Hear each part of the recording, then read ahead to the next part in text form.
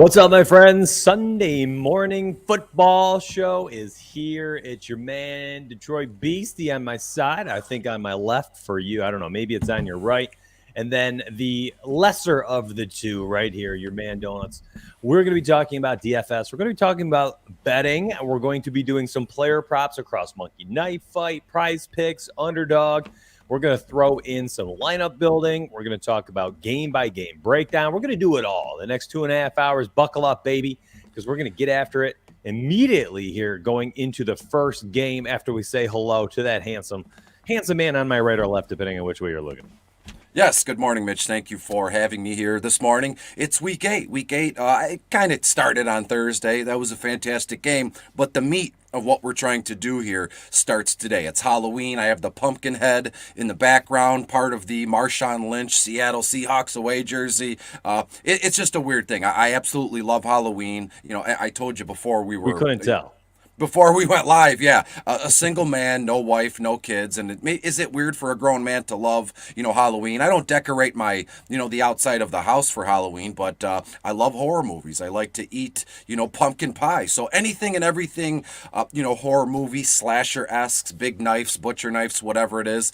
Maybe I got into a weird zone here, but I absolutely love Halloween. So you mix that with week 8 here, and I'm ready to rock. I've been up since about 5:30, 2 cups of coffee in. So I'm ready to roll here, Mitch. Oh, you lucky dog. I'm still waiting. I'm hoping my wife brings down coffee number 2 during the stream today because I'm struggling, man.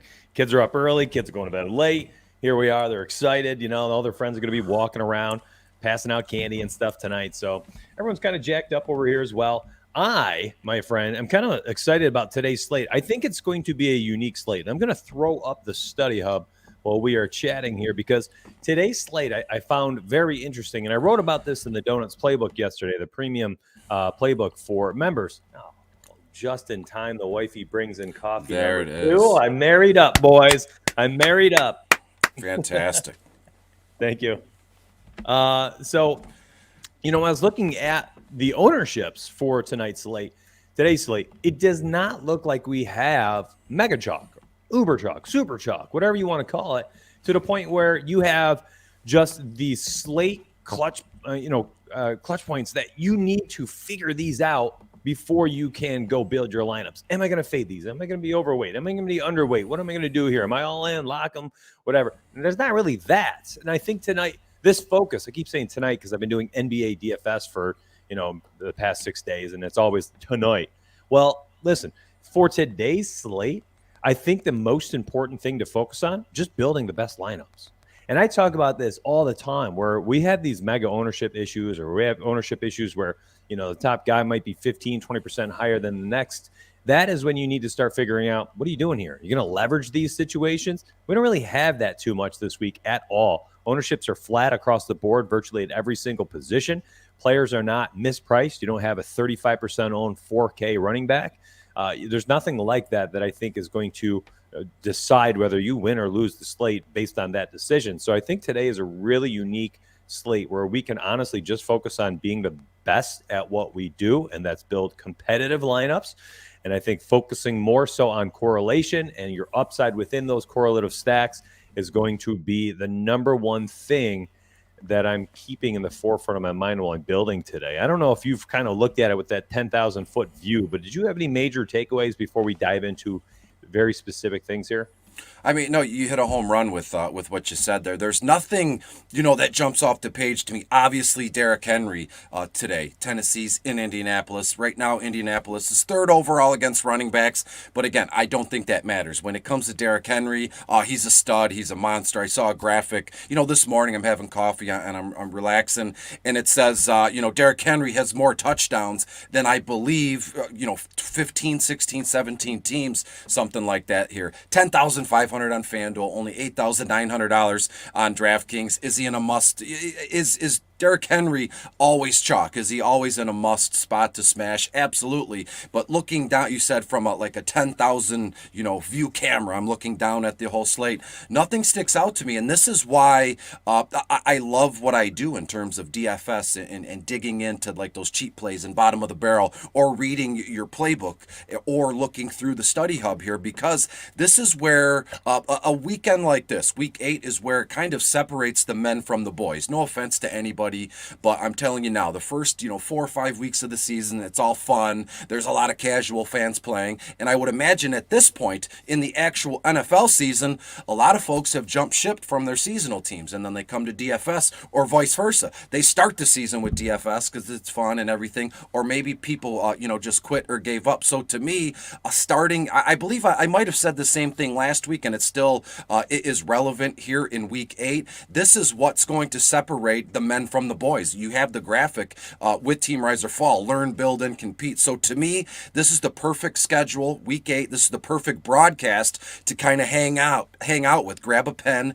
grab a paper, because moving on, week 8 and beyond, this is where you're going to grow as a DFS player, because nothing is eye-popping. Nothing jumps off the page and goes, oh my God, that was easy. What do I do next? Nothing is going to be easy starting in week 8 and moving forward. So we have to find those needles in a haystack, those gems, as they say. And I know I'll speak for Mitch here. I'm ready to roll, and I'm ready to rock this out. So hang here and grab a pen, grab a paper. I mean, I'm telling you, we're going to have a blast, but it's going to be serious in terms of sharing my own personal process and method, Mitch. Yeah, I appreciate kind of some of the things you broke down there, especially where you finished saying you share your personal method. One of the things that we try to do differently than I think a lot of the industry does, we don't necessarily tell people what to do or what we think they should do. We basically are legitimately just saying, here's what we're doing. And if you'd like to follow us, tail us, do what we're doing, by all means, you can. Here's the reasons why we're doing it.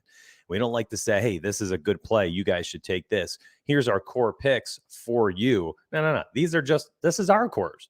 This is who we are using this week. Here are the guys that we're trying to target. Here are the quarterbacks we're building around. If you're playing NBA with us, here are the players that I'm locking into my single entry for the night, or I'm going to try to get the most exposure to through my MME.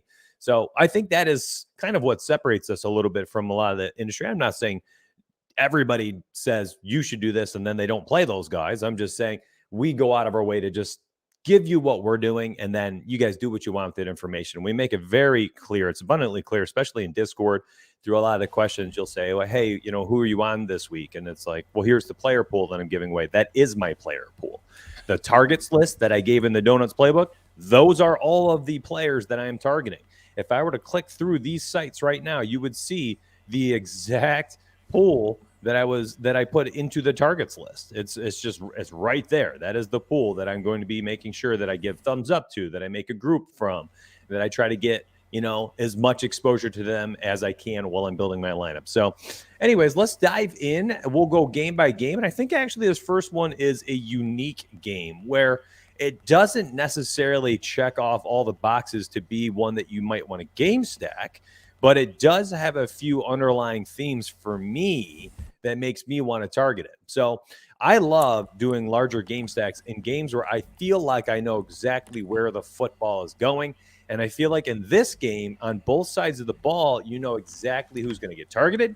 You don't have to really worry about those like tertiary or, ancillary targets that randomly catch a touchdown. There's no like secondary tight ends on both teams that really are doing anything.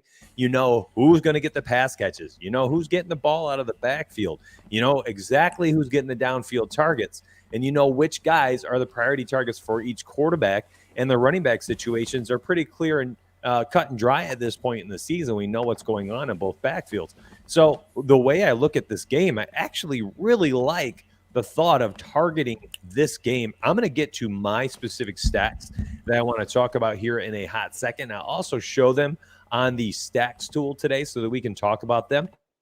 A couple of them actually pop off inside the top 10 stacks. If we're looking at 3-player game stacks, that's a quarterback with one of his pass catchers and an opposing player. So that's a 3-player. And we'll also look at team stacks and 4-player game stacks as well, where that's a quarterback with 2 of his teammates and 1 person bringing it back on the other side. So I'll show all that in a hot second.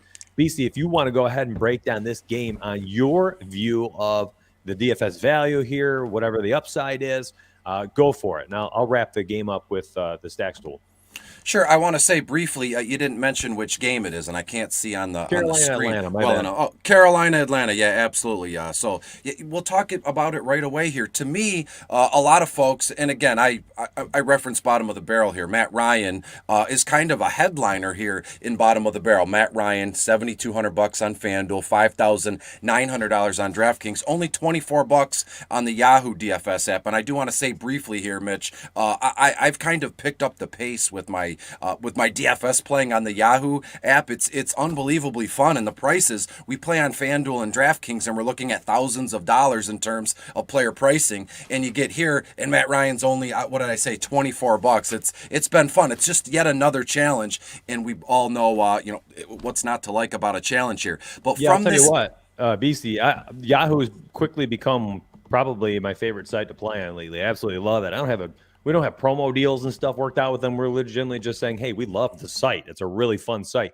So we've got the Yahoo salary added to the study hub so you guys can compare it with DraftKings, FanDuel. Also sometimes helps you see if listen, a guy like, DJ Moore, 7,277 on DK and FanDuel, if you don't feel comfortable at those prices, but you look over on Yahoo and you're like, only $23, that's actually pretty darn good. Maybe that's where you get your exposure to him.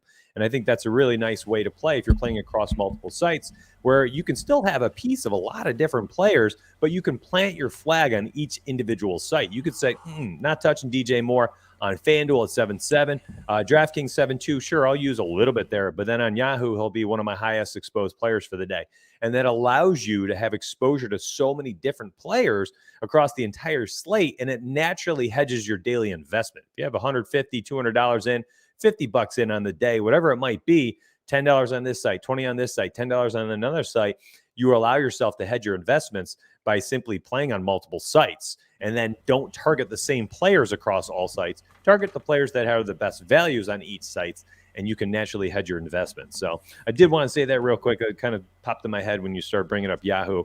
And I'll leave up actually the Yahoo projections, DraftKings projections, FanDuel projections. These were updated, I think, maybe an hour ago. They will be updated again around 11:30 noon. So people can kind of follow along while you're talking too.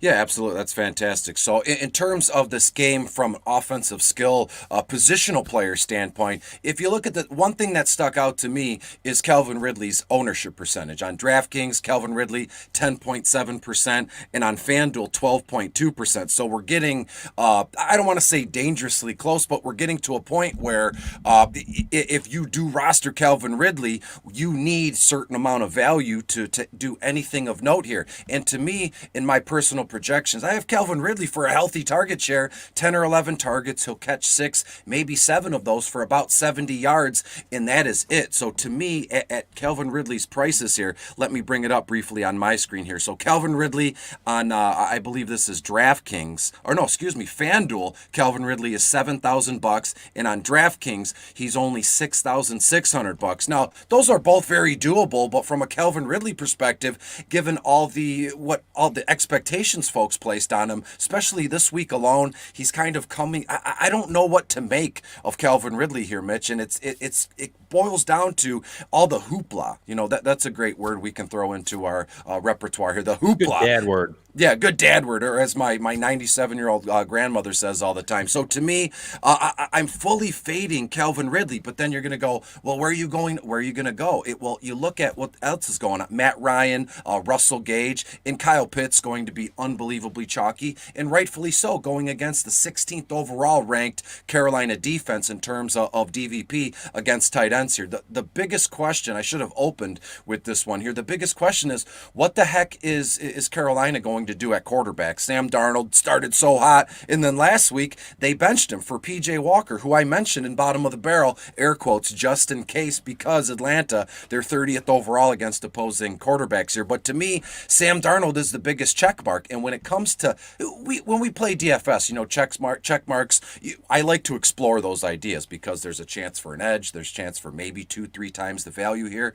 But to me, the question mark with Sam Darnold isn't even worth exploring here. This kid has regressed the last few weeks, and I want nothing to do with him. So in turn, it stinks because I'm a big DJ Moore guy. Only $7,700 on FanDuel. DJ Moore on DraftKings, $7,200. But the rest of this game, I would imagine, if you go to the stacks tool here, which I have up on my screen, you know, my favorite stack here would probably be Matt Ryan, Russell Gage, Kyle Pitts, and then I would throw in Chuba, or you could kind of mix and match and take out Chuba Hubbard and put DJ Moore in there, because I do, although I don't like Sam Darnold as my quarterback for DFS formats, I do think there is a certain amount of, work and target share to be had by DJ Moore. Whoever the quarterback is there, they're going to look at DJ Moore. He is their number one uncontested wide receiver here. So to me, that's the way I'm going. Heavy lean towards the Atlanta side of the ball. If it matters, I got a lot of feedback. People love my final score predictions and projections.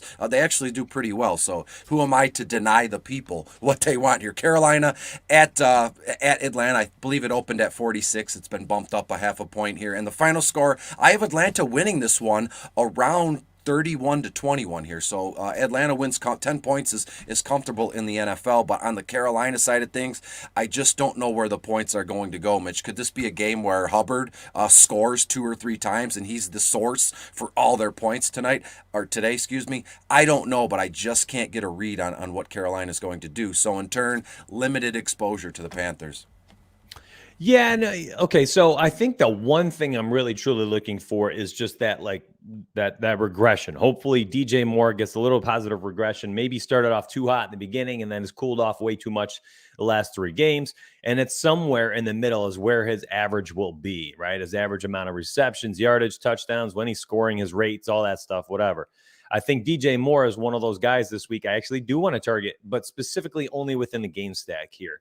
So DJ Moore, not a kind of guy I'm looking to target outside of a game stack. Very similar to Kelvin Ridley. I like Kelvin Ridley a lot as well this week, but kind of only within the game stack. I think if Ridley pops off for 10, 100 and a touchdown, I probably needed some Matt Ryan too, because Ryan has been throwing pretty well with Ridley doing diddly squat. So Ridley's been getting, he's at 8, 10, 11, 10 targets, I think, in all 5 games he's played in this year. So he is getting targeted, but he is not performing like he had been in 2020, especially with Julio off of the field. And we saw a guy was going out there getting 12, 13 targets per game and just racking up, 100-yard reception games. A lot of different times. I mean, here they are. I mean, I was even looking at the game logs here. End of season, no Julio, 130, 163, 124, 100, 3 touchdowns in 4 games. I mean, the guy was a different wide receiver last year. The targets have not changed, 8, 10, 11, 13, and 10. So I was off by 2 there.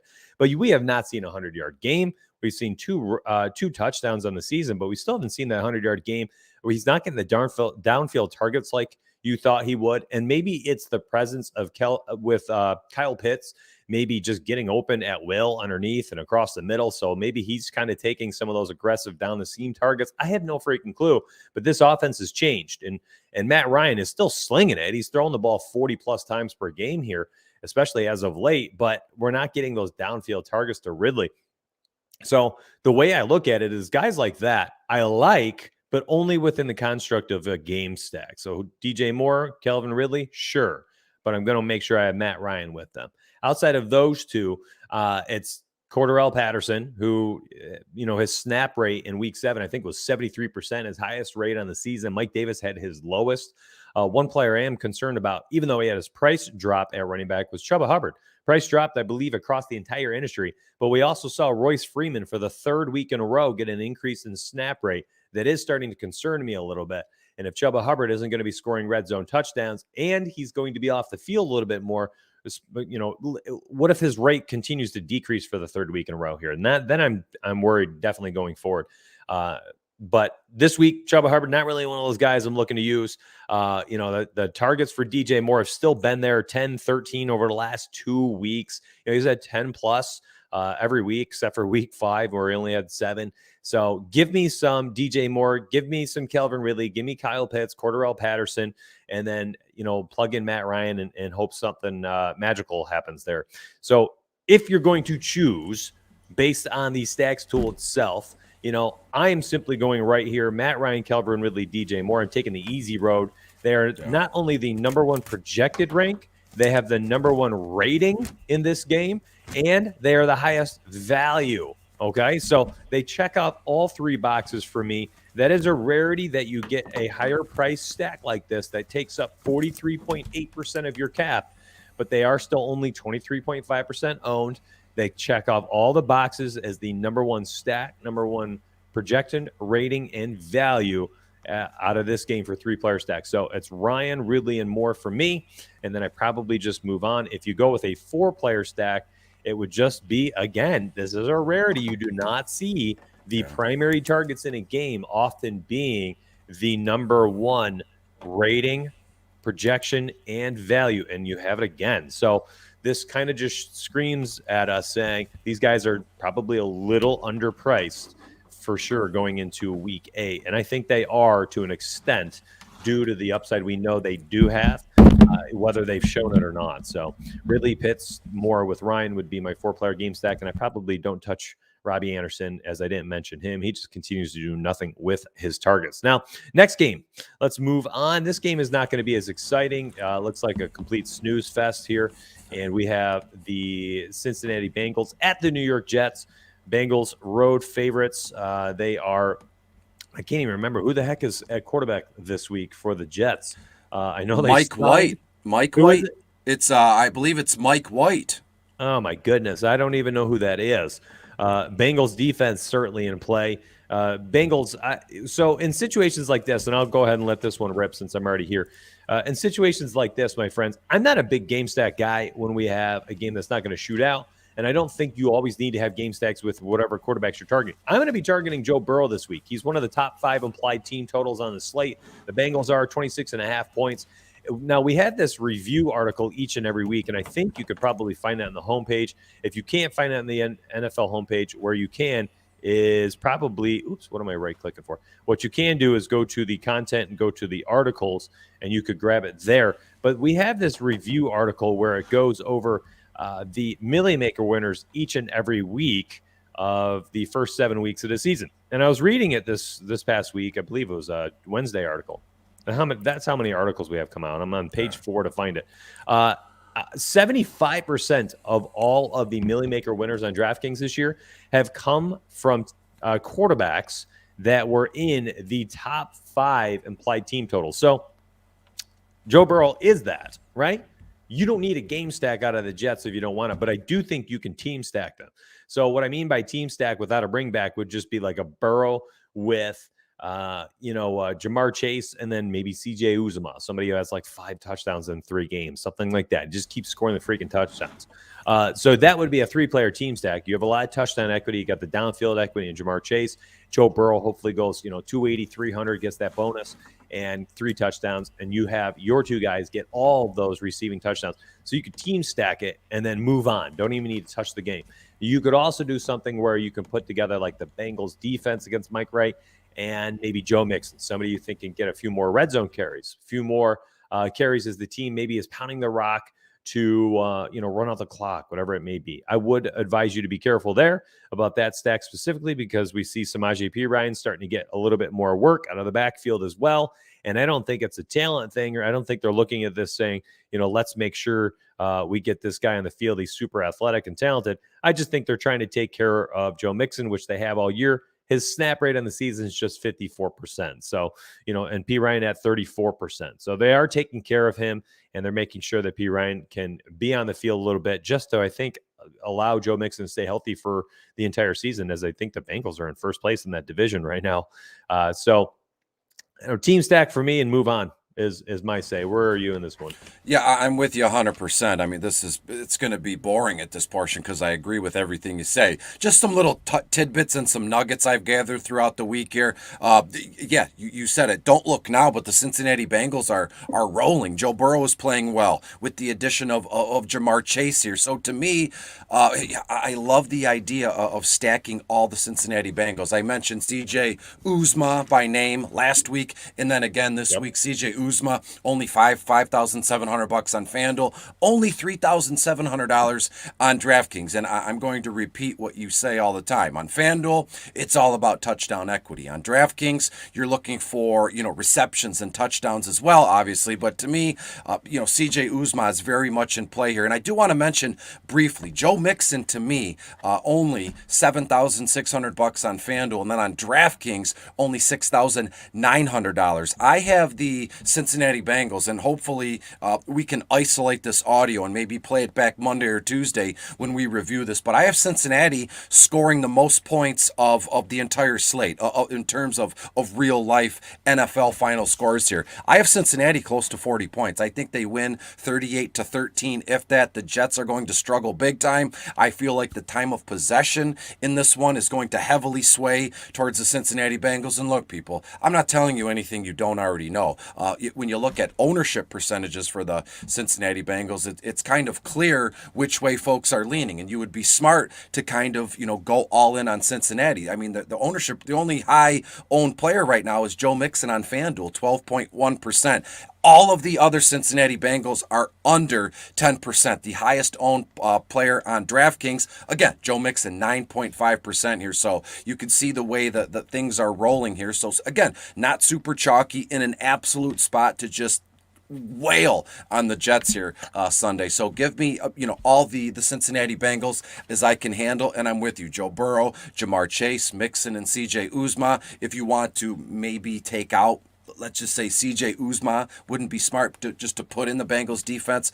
Absolutely. And oh, by the way, the Jets, they're dead last in terms of defending other running backs here. So again, if you wanted to pivot in the same game and pivot off the same players as we do all the time, put in P. Ryan over Joe Mixon. I mean, if you're going to multi-entry GPPs, it doesn't hurt. Cross all your T's and dot all your I's here. But I absolutely love the idea of a full-blown Cincinnati Bengals stack in this one, Mitch. Yeah, Jets are giving up 29 points a game. Just kind of makes sense. You could just be all over Cincy and not have to do anything else. I mean, there's no reason why you can't. Cincinnati giving up only 18 per game. Jets, I think their team implied total opened at 15, and I think it's dropped down to like 12 or so, 12 and a half points. I don't know what it was. Last I checked, I might be overblowing that one. I'll check the MySparry Edge model later this morning when we get this bad boy updated, and I'll be able to see what the updated edges are. Looks like, actually, no, Jets are at 15 and a half. I think this was updated like Saturday morning, so we'll see what it is. I don't know if the announcement for Mike White.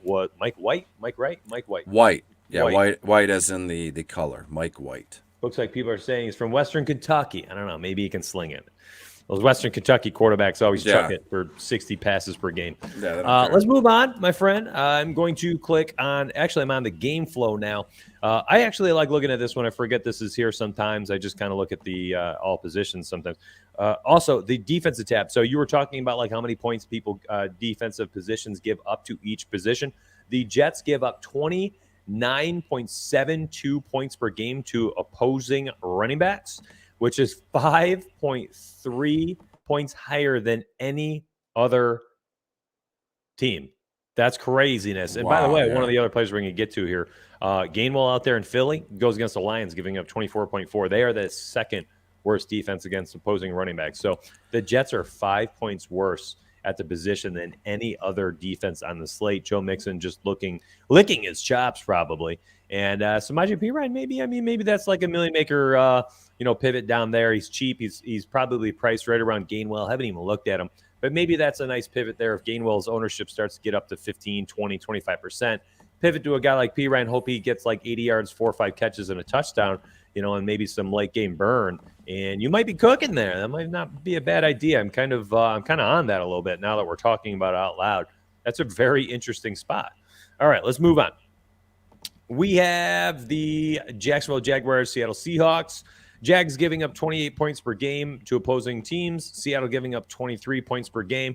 Jacksonville giving up 297 passing yards per game on the season. Unfortunately, that's Seattle giving up 297. So I don't know. Maybe we can see a nice game out of the rookie out there in Jacksonville. I think the projections were on him a little bit. I was looking at Super Draft this morning, and he was one of our top 3 projected point scorers on Super Draft based on the multiplier factor. So maybe Trevor Lawrence is a good play over there. So I'll let you break down this one since I kicked it off first with Cincinnati and the Jets, and I'll wrap this game up. Sure. When you look at this one here, I always, from a predisposed from a DFS mindset, rightfully so. That's what we're doing here on the show. That's what Team Riser Fall is all about. Learn, build, compete, and let's build some DFS lines. To me, I don't specifically see anything that kind of jumps off the page to me here. We know, James Robinson probably will be the highest owned player in this game, 5.8% on DraftKings right now. On FanDuel, J-Rob only 3.3% owned. Obviously, that will update again. It's only 9:30 Eastern here. We all know kickoff is 1 p.m. Eastern. But James Robinson in Seattle, the DVP and all that stuff is just, it's so juicy. Seattle's 31st overall against opposing running backs. I know a lot of folks will be all over James Robinson. $8,200 on FanDuel. On DraftKings, only $6,600. And sometimes, Mitch, and tell me if you agree here. We have premium services here, and we have a lot of free content as well. But aside from that, I always find it wise to stay plugged in on social media, see what way folks are leaning. I know it's a drop in the bucket. It's just a grain of sand on the beach here, but you can see the collective movement in terms of teams and players here.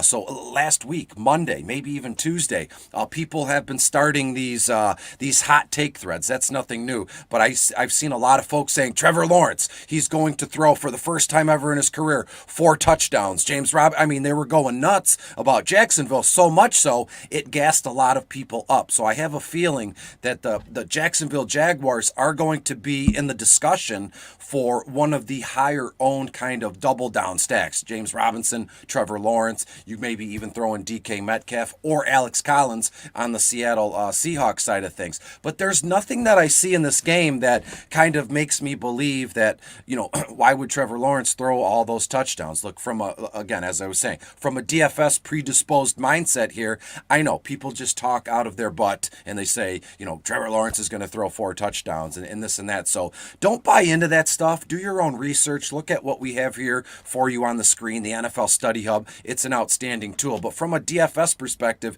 in this game, there's nothing really that I like here. In terms of the overall game, I believe it opens opened at 44 points over under. It's went up a half a point. I believe Jacksonville is the road dog in this one. They're getting 3.5 points.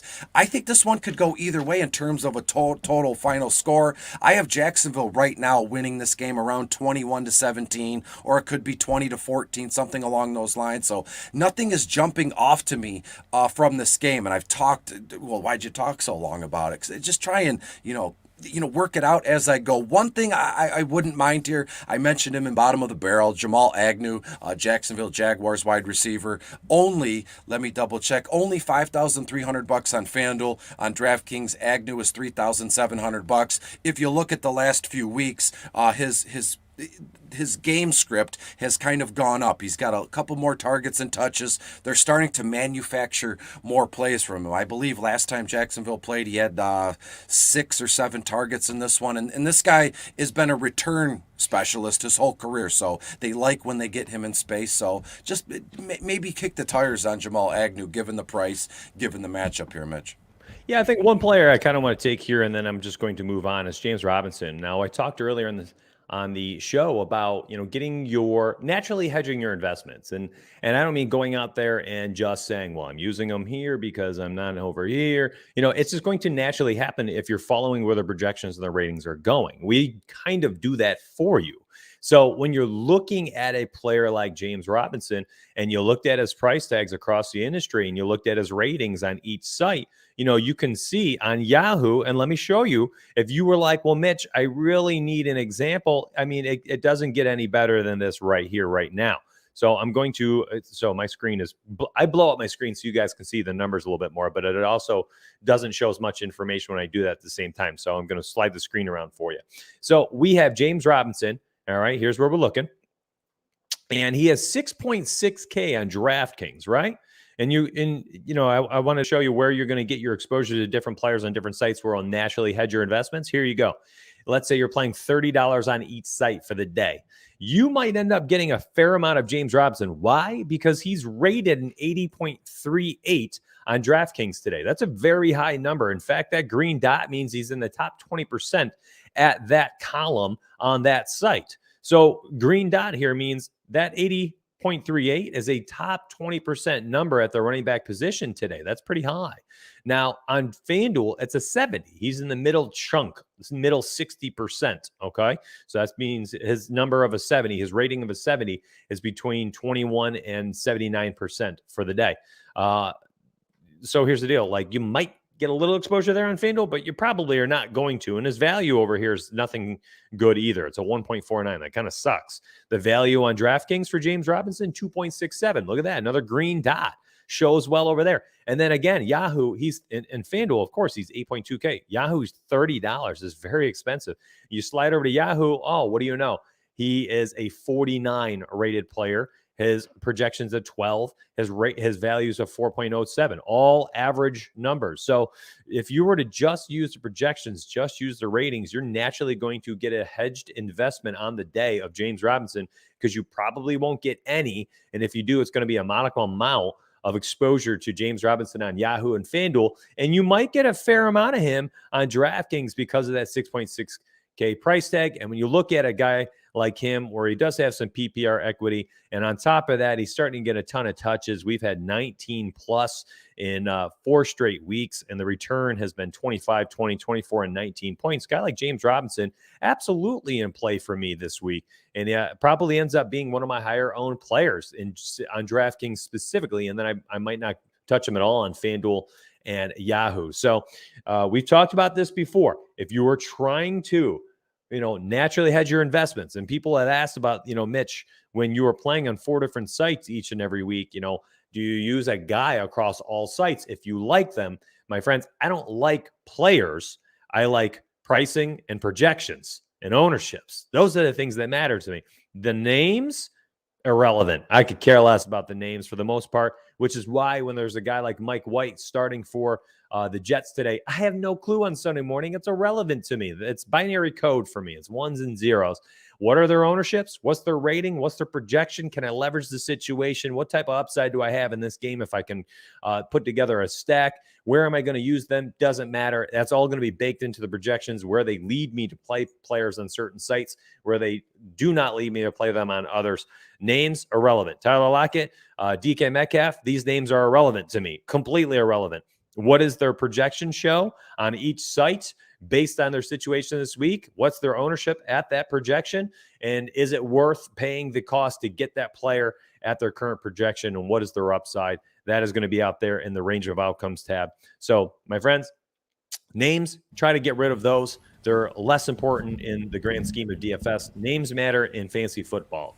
They're two totally different things. Before we get to another game here, the Rams in Houston, let's slide over. Let's do one of our player props. Let's build a player prop out real quick. It gives us a second here for BC and I. And honestly, we do these because they're fun. It gives us a second to have like a DFS breather as well. These are fun. Use promo code DONUTS, my friends, over there on Monkey Knife Fight, and you actually will end up getting a $100 deposit match. And on top of that, you'll get a free month. You'll get a free month of November on mysparry.com, which is a 10,000 simulations model for all things sports betting. So NFL, MLB, NBA. And what it does is it runs a 10,000 simulations model. It spits out the averages of each and every game. And then we pull like a Vegas consensus model. And then we pull our numbers of the 10,000 sims against the Vegas. And we compare what is the betting edges. And then the props edges, what you end up getting is, well, inside those 10,000 simulations, each and every player was simulated 10,000 scenarios. And then we give you all of their projected, well, I guess their averaged out stats across the 10,000 sims. And then you can take their projections and then go ahead and play against Vegas. So if, you get a guy like Alvin Kamara, after 10,000 simulations, the Vegas consensus had him at 56.5 rushing yards. Well, our Sparry model had him at 62.6 against the tough Tampa defense as a 10% betting edge over Vegas props. So you could use the player props, or you could just do the spread bets, totals, money lines, things like that. So if you want to know, if you were to play just the graded bets, they're graded, you would actually be up 32.3 units on the season. That is how well the Sims model has done. So I'm going to go ahead. We'll just build out a Monkey Knife Fight player props pick here. And if you end up wanting to check it out because you're like, yeah, that's pretty sweet, you actually end up getting a $100 deposit match, and you get a free month of Sparry. So let's do it, my friend. Let's go more or less. These are always pretty fun. And we'll go rapid fire. Let's try to do let's do a 5x5. These are a little bit more fun. We got more players here. We'll start left to right. Matt Stafford is a player we're about to talk about in the next game in DFS. We have Matt Stafford, Rams at Houston, 290.5 passing yards. Where are you on this one, my friend? More or less? Yeah, I'm more than this one. I have Stafford for about 297. I think he gets over 300 with ease, and it happens fairly quick. I don't see Matthew Stafford and the Rams throwing the ball a ton in the fourth quarter. All right, so I have the props edges up. I'm going to go straight model today. I typed in staff real quick in the search bar. It gave me Matt Stafford. I can see Sparry has Matt Stafford projected for 312 passing yards today. So for me, easy, going more. Josh Allen against Miami, hosting Miami at home, 284.5 passing yards. Where are you in this one? I'm way over again. I mean, he sticks out like a sore thumb this weekend. Well, today actually. So give me the over with Josh Allen. Not thinking twice. Yeah, model very aggressive today. 322 passing yards for Josh Allen. Very significant, 13% pass edge over the consensus, 283. That's significant. So I'm going more there as well. Feel good about both of those. Cooper Kupp, 95.5 receiving yards, kind of correlates with Matt Stafford. So I'll lead on this one. I'm going more with Cooper Kupp. If Stafford's hitting over 290, Kupp's going to be a part of it. No doubt. 11 targets. I have him for 8-9 receptions, well over 100 yards. Give me the more. Next one's interesting. Derrick Henry, 109.5 rushing yards. First game we saw all year last week where he was under 118 rushing yards. Shockingly, the model last week had him at, I think, like 98 rushing yards. It was under 100 yards for the first time, and I was like, no. Live on the freaking stream, I said, nope, I'm going to just, models are cool, but sometimes your gut's going to tell you something different. Had I just listened to the freaking model last week, I would have hit on my Derrick Henry props. The model was under the rushing yards. I'm actually going to check it live, and I'm just going to blindly take whatever the model tells me. Derrick Henry, 102 rushing yards. The model has him at has him at less again. So I guess the Darius Leonard-led Colts defense is going to stifle him. 102 is 7 yards less than what Monkey Knife Fight has him at 109.5 for a player prop rushing yards. Look, I love the Colts defense. Darius Leonard is probably my favorite IDP that's going right now, but it's just nuts to me. Derrick Henry has price on both formats, and then in my projections, I have Derrick Henry around 117 total yards today on, get this, 26 or 27 carries, average about 4.5 yards a pop here, so give me the more.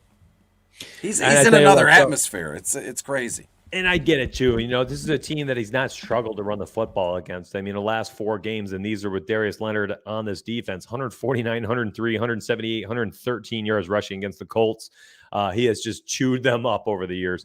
All right, let's move on to the last one here. Kelvin Ridley, 6.5 receptions. Can he get over that against Carolina today? We talked ad nauseum about this game and about this team. Where are you with Kelvin Ridley at 6.5 receptions? I'm going to go less on this one. As I said briefly when we touched that first game, we touched 10, 11 targets, but I think he doesn't struggle, but I think he catches exactly 6 receptions. So I'm not getting fooled on this one. I'm going under by a half a reception, Mitch.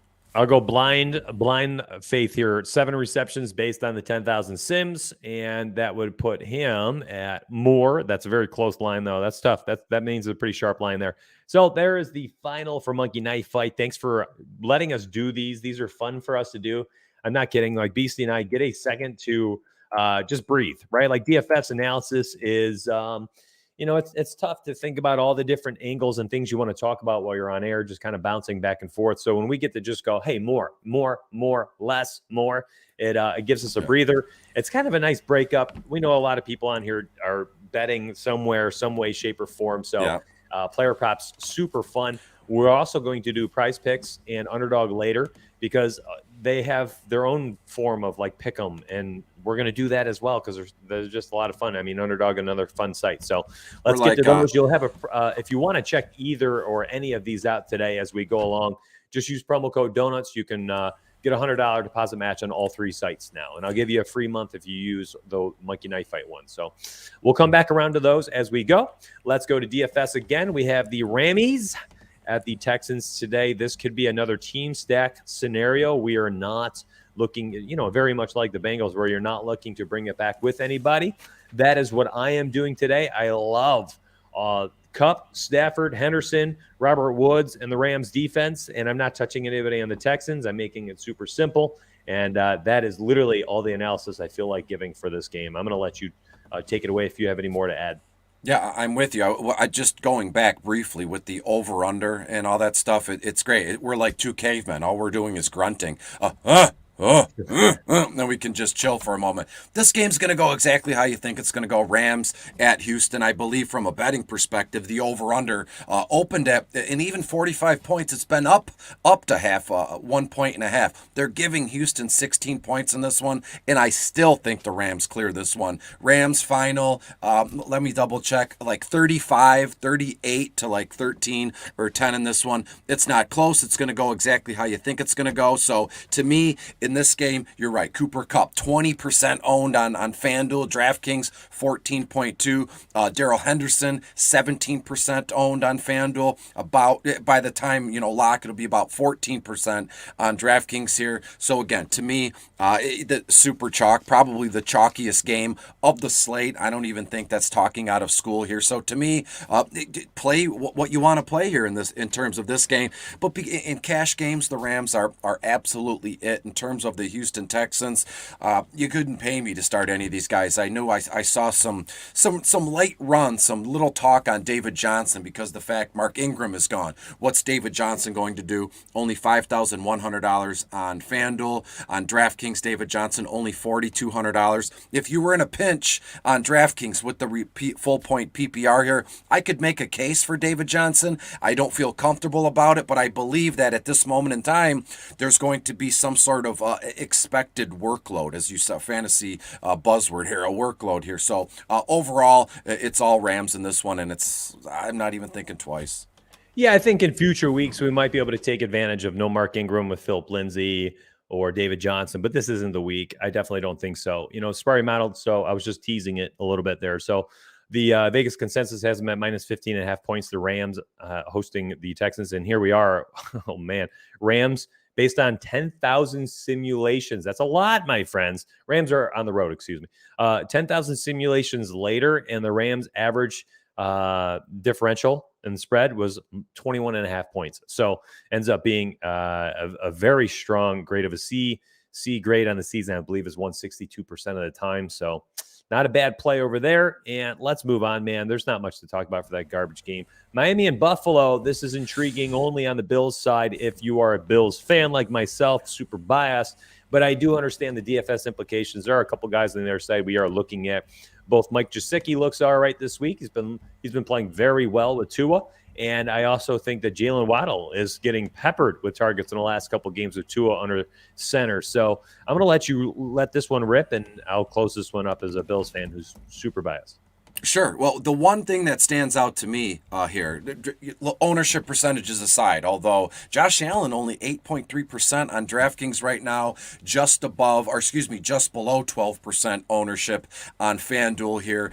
We already know Josh Allen is a stud, especially in a game here against the Miami Dolphins, where they're 26th overall in terms of DVP against opposing quarterbacks here. One thing that sticks out to me here like a sore thumb, I've said that several times. No, it's not Stephon Diggs. No, it's not Waddle, although I love Waddle. To me, it's Zack Moss here. Zack Moss, $6,100 on FanDuel, $5,200 on DraftKings. Now, with Zack Moss, we've seen the last few weeks, and let me get into the corners of my brain here because I wrote it in the full-length bottom of the barrel article here.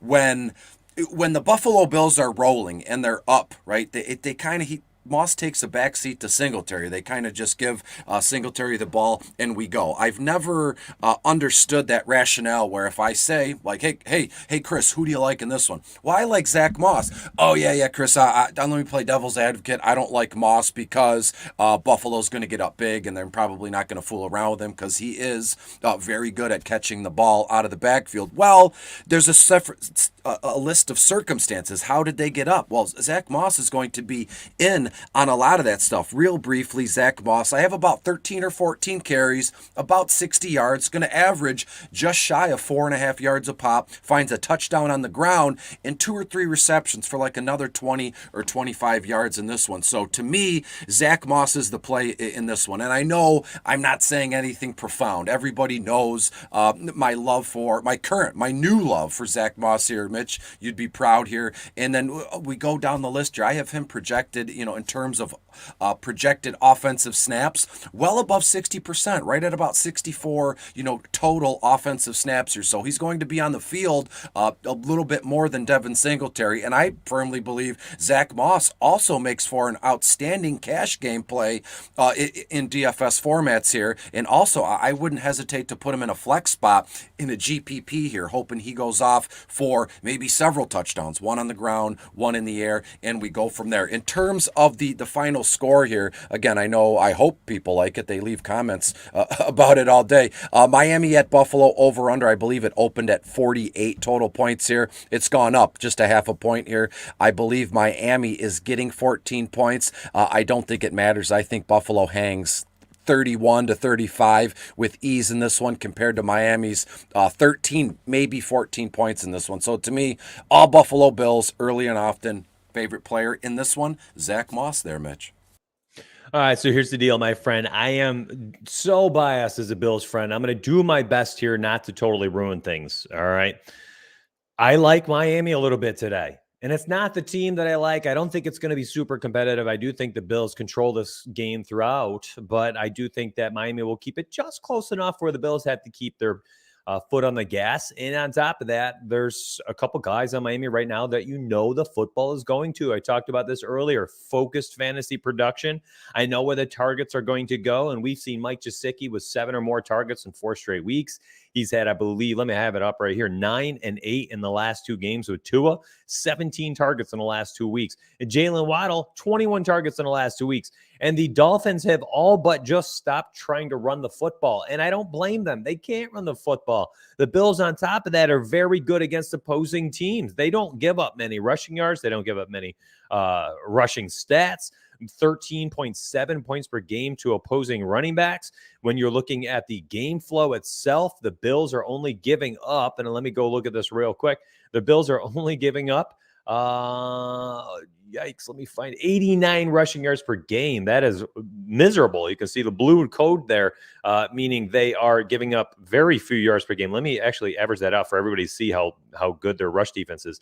They are the 4th best on the main slate right now, giving up only 89 yards per game. So I see Miami honestly just chalking the freaking football all game today. And if you're looking at their rates on the season, look at this. 67% of all of their snaps have resulted in a pass play this year. That is the highest on the entire slate. So let me go ahead and just say Bills defense absolutely in play. At any time you get an opposing team that's going to throw the ball 2/3 of the time, you've got an opposing defense here that has an opportunity to pin their ears back, rush the passer, strip sack, fumble, return for a touchdown, pick six, jump a route, jump one of those slants and take it to the house. Micah Hyde at safety, just ball hawking, week in and week out. I think the Bills have touchdown potential on defense. And at the same token, I think Gesicki and Jalen Waddle have, potential for some strong games because of those, targets each and every week where they're combining for over 20 per game together. So go ahead. I think you could fire up both Gesicki and Waddle on the Dolphins side. And then on the Bills side, you're looking at Tommy Sweeney at tight end, priced down, taking all the snaps this week. I think they had to elevate a practice squad guy to be the second tight end this week. On top of that, you've got Stephon Diggs scoring touchdowns finally. Both running backs slightly in play, I guess, for larger tournaments. Unfortunately, they keep taking away from one another. I think the major benefactor here is just going to be Josh Allen on a team where I think the Bills are going to have to keep their foot on the pedal just enough today because they're not going to be blowing them out. I do think they'll have a commanding 18, 20-point lead throughout the game, which will allow Josh Allen to throw the ball 36, 40 times, maybe run in a touchdown. I love Josh Allen. I don't think you necessarily even have to stack him with anybody today. I think he just spreads the ball around just enough, has enough red zone equity where you can plug in Josh Allen without any stacks. Very similar to how you might use a guy like Jalen Hurts. I think you could do that with Josh Allen today. And I do think that Josh Allen's price tag is acceptable. It's not like he's way expensive and untouchable this week. I mean, 8.1K on DraftKings is fine. And on FanDuel, my goodness, $8,800 seems like a steal. This guy should be probably $9,400 or so. And the differential in price tags on him at other quarterbacks on FanDuel, it just isn't enough. I mean, you're paying 8.4K for Jalen Hurts on FanDuel today. No thanks. Josh Allen at 8.8K just seems like a stone cold lock, especially in cash games. He is certainly in play over there. I think you can do other cash game plays. If you want to use a guy like Jalen Hurts in cash there, go for it. In tournaments, give me more upside in a guy like Josh Allen, 8.8K. I love the game itself. I love stacking the game, and I love using Waddle and Gesicki on the other side. Now, let me slide over. We have the Patriots on the road against the Chargers. This is another game where I am kind of looking at just using a team stack. I've been doing this a lot more as of late. Now, I said it in the beginning as well. Millie Maker winners have come from quarterbacks that are in the top 5 implied team totals on the slate 75% of the time this year. So Justin Herbert is one of those guys this week, the top 5 implied team total. I don't like anybody on the Patriots side unless, and we'll have to pay attention unless I missed this yesterday, if Jonnu Smith ends up missing this game and maybe the report came out and I missed it, then Hunter Henry certainly in play at tight end. I'm not entirely in on Damian Harris this week. I loved him the last 2. He made my Donuts playbook. He's one of my favorite picks. And this just isn't the game flow, I think, in a game where the Patriots are going to be playing from behind. I don't know if Damian Harris is on the field as much as he needs to be. And before I kick it over to you real quick, let me go ahead and play this new cool thing that I created. And hopefully our members, our viewers, as we have about 100 people watching, can do us a solid as we only have 31 likes right now because I haven't said it one time. We are an hour into the stream, and I'm finally saying, hey, if you could please hit the like button. That helps us out tremendously as we're donating 2.5 hours of free analysis and picks and betting picks and everything to you. If you could just hit that like button, that one free thing takes you, all of 3 seconds to scroll down on your phone, hit that like button, and go ahead and hit the like button on your laptop. That helps us out.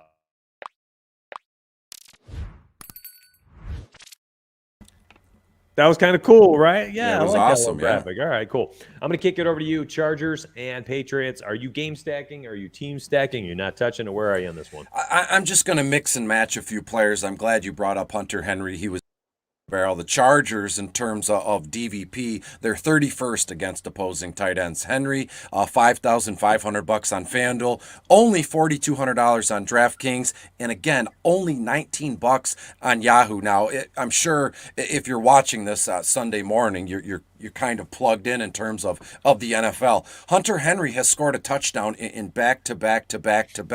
That's right, 4 games. 1, 2, 3, 4. And a lot of folks are in the camp where this guy can't keep this rolling 5 games in a row. Why can't he? I can see this happening absolutely. And if you look at I want to be very open and honest in this portion here. He's gave me the full screen. I want to mention the Study Hub is unbelievable. As a guy, 37 years old, I get set in my ways. I'm 37, but sometimes I act like an 80-year-old, get off my lawn kind of guy. But I'm still exploring this website and figuring stuff out. And every time I click something new, it's like Christmas morning. I absolutely love the game flow tab.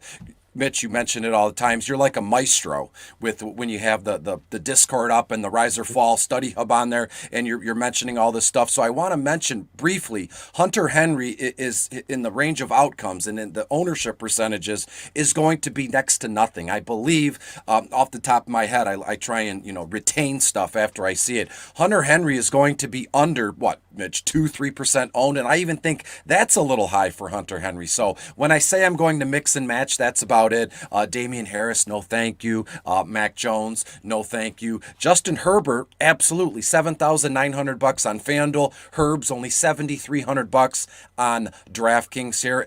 I love what you said. I wrote that down while you were talking. The Millie Maker winner, it normally has quarterbacks in that top 5 percentile from team implied total here, and I write all that stuff down. I think I do a good job sharing my notes and how I go about this one. I believe the Chargers win this one. I don't want to say with ease because it's going to be tight. Over under here opened at 48.5 points. It's been bumped up now 49.5. So that tells you which way the sharps and all that are leading. New England, rightfully so, getting 4.5 points in this one. I think the Chargers hang 31 points in this one. The Patriots 20 points. So there is room here for, let's say, the Patriots to score 3 touchdowns. They miss an extra point. That's how you get 20. To me, aside from Hunter Henry, I don't know where the rest of these targets and touches are going to go to. More importantly, I don't know where the other touchdowns are going to come from. Damian Harris against a kind of a leaky run defense in the Chargers. They're 28th overall.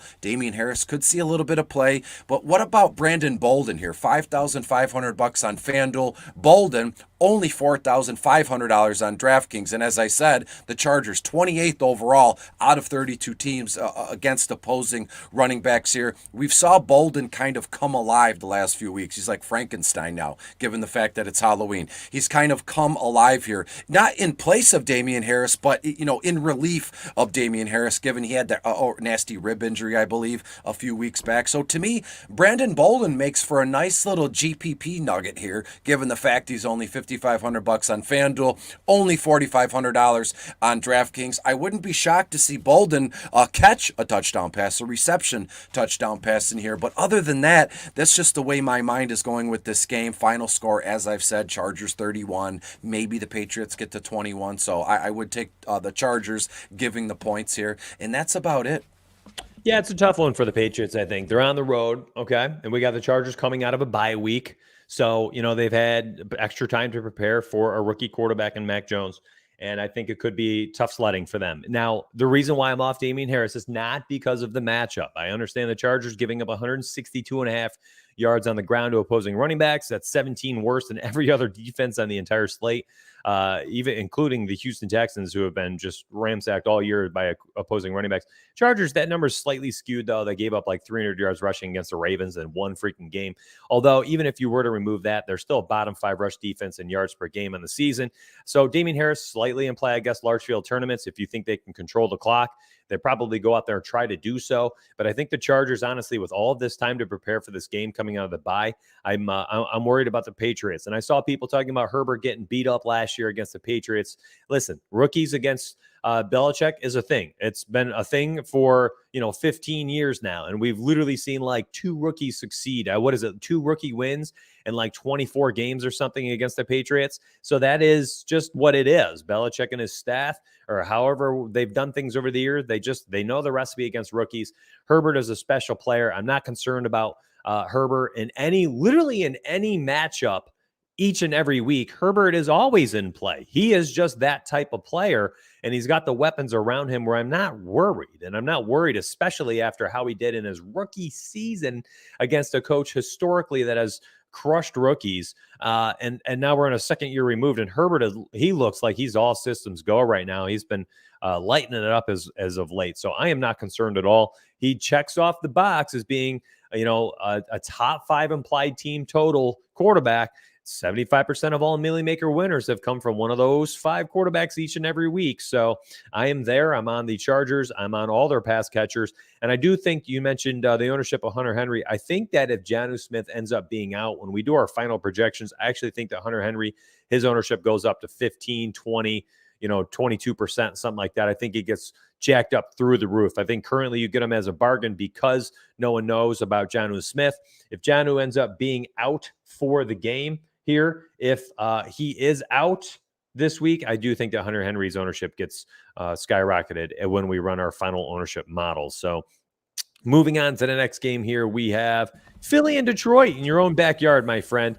I'm going to let you kick this one off. You probably know this one a lot better than me in all ways, shapes, or forms. Sure. All things Detroit here out there for Detroit Beastie himself. Go for it, homie. Yeah, I want to, from just as a football fan in general, as a DFS player, a football fan, and a guy here in Detroit. Look at the mug. I got some sweet tea in there today, caffeinated sweet tea, and it's getting me to where I need to be. So from this game, from the game perspective here, you get, when you look at it from an outsider looking in, let's say like I'm just outside of Detroit, as I've said a million times here, Philadelphia at Detroit, over-under is at 48 points. That line opened at 48, and it hasn't shifted. Detroit is the underdog at home. They're getting 3.5 points in this one.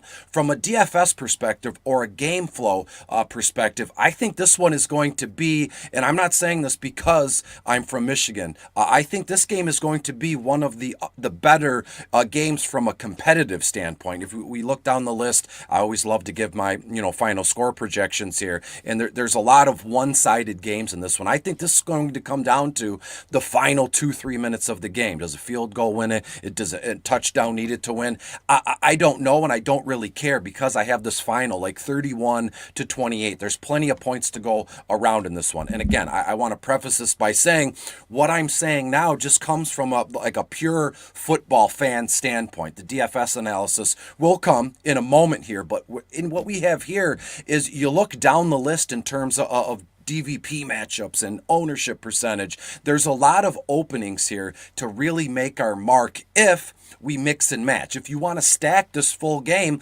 absolutely. And again, hand to the sky, I'm not saying this because I'm a Lions fan, but to be fair, I've kind of transitioned into, watching, with one eye open, the Philadelphia Eagles here. To me, Jalen Hurts gets, people hate on this kid.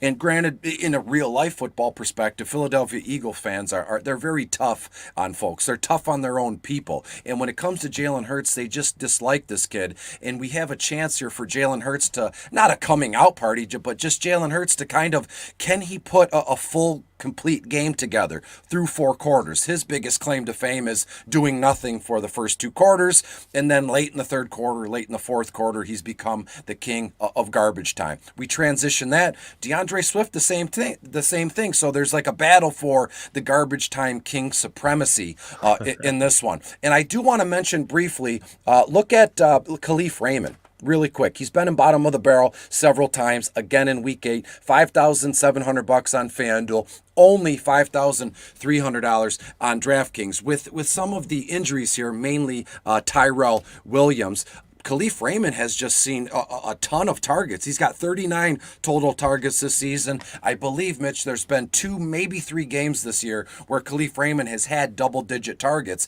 And it's not like a Robbie Anderson situation where he gets 11 targets and he only catches 2 or 3 passes. His catching percentage is pretty good. I have him this week about 7 targets, catch 5 of those targets for about 50, 60 yards. I do believe this guy finds the end zone again. He's really relishing this role that's just kind of, been thrusted upon him through hard work and all that. He's kind of made himself known. Hey, I'm here every day. I show up. I do what's asked of me. And he's been getting peppered with targets. So I like that. I'm not a fan of Jared Goff in any format here. $6,800 on FanDuel. Only $5,200 on DraftKings. I know we turn our attention back. I'm flip-flopping here, but that's just how my wild mind works, especially on a Sunday morning. Kenneth Gainwell, briefly, $5,000 on DraftKings. Kenneth Gainwell, only $5,900 on DraftKings. The Lions, no surprise, they're in the bottom, the bottom of the barrel in terms of DVP. They're 29th, I believe, against opposing running backs. So people all week, Kenneth Gainwell's in an unbelievably good spot, and then you get the mood killers. Well, what about Boston Scott? They can both work in tandem, but to me, Kenneth Gainwell is going to be a massive cog for the Philadelphia Eagles if they want to get anything done and move the ball and get first downs. I know we don't get points in seasonal formats and DFS formats for first downs, but Kenneth Gainwell is very much in play. And if you look at the study hub briefly, let me bring it up while I keep talking here. Kenneth Gainwell is going to be respectably owned. He's not going to be in a position where it's like a full fade because of the ownership percentage. But to me, Kenneth Gainwell, if you want to mix and match, that's the way I would go. Get Gainwell, Khalif Raymond, and then Jalen Hurts if you wanted to. And then if you look at the stacks tool there, I don't have it up in front of me. You can mix and match Devonta Smith or what's his name, TJ Hawkinson here. So this game is going to be fantastic. And this time I'm saying that as a fan of the Detroit Lions. They're downtown. It's 20 minutes away. It's Halloween. Yeah. Let's roll here. I do have the final score. Detroit winning this game in a close one, 31-28, something along those lines here. I wouldn't necessarily, let me repeat this, I wouldn't necessarily stack this game like to a max amount, but I wouldn't mind stacking the game here. Mix and match, as I keep saying, couple Eagles, couple Lions in sort of a single entry GPP. I think we can make some headway in this one. And I know earlier we talked Cincinnati, Atlanta, my other favorite stack, but I also love the full game stack. I keep contradicting myself. I don't like to stack, but you want to stack the game here. I'm still undecided, and I'll work it out as we're going along here, Mitch. That's the beauty to live broadcasting. Yeah, anything and everything goes here. Yeah, no, actually, I think this is sneaky. I'm glad you brought it up. The 48.5 point total at the open. Listen, that's pretty solid on this smaller 12-game slate. And it's, all of these players are so affordable, BC. I mean, like, legitimately every single player on every single site is something I feel comfortable paying. And I'm okay with using all of them everywhere today, honestly. The only guy I'm really kind of off of is Kenneth Gainwell, and simply just because his ownership is going to be up. And I'm not a big fan of using higher owned running backs when there's other fine pivots at similar price points. And, the one spot I think he's probably okay is DraftKings at 5K, just because we know he's got some pass catching equity. But on FanDuel 5.9, where you kind of need a touchdown, and they've already got Jalen Hurts in the red zone, who has got 5 rushing touchdowns in the season. He had 2 last year in the 4 games. I think if anybody scores inside the red zone, it might honestly just be Jalen Hurts or Boston Scott, a little bit bigger boy. Maybe they put him back there to get the rushing touchdown. I don't know. So Gainwell, I'm kind of off him on FanDuel, just because that's such a site where it's just focusing on touchdown equity. But other than that, man, I'm in. I like them all. Jalen Hurts, 7.2 on DraftKings, sure. FanDuel, 8.4, sure. 33 on Yahoo, absolutely. I mean, this kid has scored 19 or more in every game but one. His lowest points he's ever scored in his 11 starts is 17. He's a fine cash game option. He's probably my preferred cash game option across the industry simply because of the rushing equity. He scored 22 or more in all 7 games this year. You got a solid floor. The ceiling is not really there, though. So use him in cash games, use him in a small field tournament. Probably don't need to touch him anywhere else. He's not really a guy I think can take down a tournament for you. You don't get the stack equity because he doesn't throw, 28, 29 completions. So, you don't get Dallas Goedert. You don't have, I'm forgetting all their names right off the top of my Devonta Smith getting 10, 12 receptions. It just doesn't happen. They get their points from touchdowns or like a couple deep strikes. So not huge on stacking the game, like you have said, but I do think there's a ton of pieces you should have the exposure today to simply because of their price points and potential upside. Each and every player in this game has solid upside. TJ Hawkinson, I like. DeAndre Swift, I absolutely love. It's hard not to like him. On Yahoo at $22, as I'm bouncing around like you, it's simply because there's a lot of great spots here on different sites. 44.6% projected ownership. We have our Yahoo projections. Yeah, 44.6% for DeAndre Swift, and that is way too cheap. He has just $22 over there, an absolute steal. So, yeah, I mean, it's hard not to like a lot of the different pieces in this game. But like you, I'm not looking to game stack it. What I do think you can do is get your correlative secondary stack pieces in this game. That means you could do like a DeAndre Swift and Devonta Smith stack without the quarterbacks. You could say, I think this guy's a nice value. I think this guy's a nice value. They both are fine plays over there on Yahoo. You can stack them together for a total of $39 and move along. You have one of them be your running back, the other be your wide receiver, and then get your game stack in somewhere else. Maybe you game stack, the Dolphins and the Bills, Josh Allen with, Stephon Diggs and Mike Gesicki. And then your secondary stack is having DeAndre Swift with Devonta Smith. There you go. You've got 5 out of your 8 lineup spots, and they're all, wrapped up into one correlation. So you can do something like that. I think is kind of unique. Hey, I wanted to bring something up, and we've had somebody mention a $1,900 last night. That's pretty sweet. Nice job. Congrats, Creed. The Team Rise or Fall, and I literally never do this, but it's been so amazing over the last 2 weeks. We've had 2 different members win over $140,000. It's insane. One of them in the NFL Showdown, another on NFL Sunday. We had a staffer win $270,000 through, I think that was NBA. It has been like all systems go over the last 2 weeks. That's 3 people over $140,000 wins. The wins keep rolling in all sports. I was looking through the Winners channel this morning. It was just absolutely hilarious to see the amount of wins that we've had. And it's in everything. It's in NHL. I saw a $1,000 win in NHL last night. Here it is. NFL, NBA, where was it? We had another $1,500 win. Travis Sig here on Draftkings. Here's a $1,000 win on Draftkings. And these are like smaller compared to some of the crazy wins I've seen lately. It's insane. So I'm very impressed. Here's UFC, $700. It's just been so freaking cool to see these people winning all this money across all these different sports night in and night out.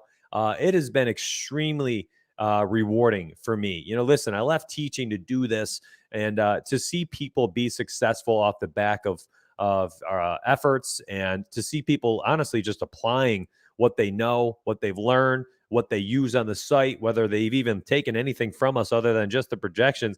It's phenomenal to see this. It makes me so happy. It's like, it fills my cup. It fills my cup to see people have, the success they're having across so many different things.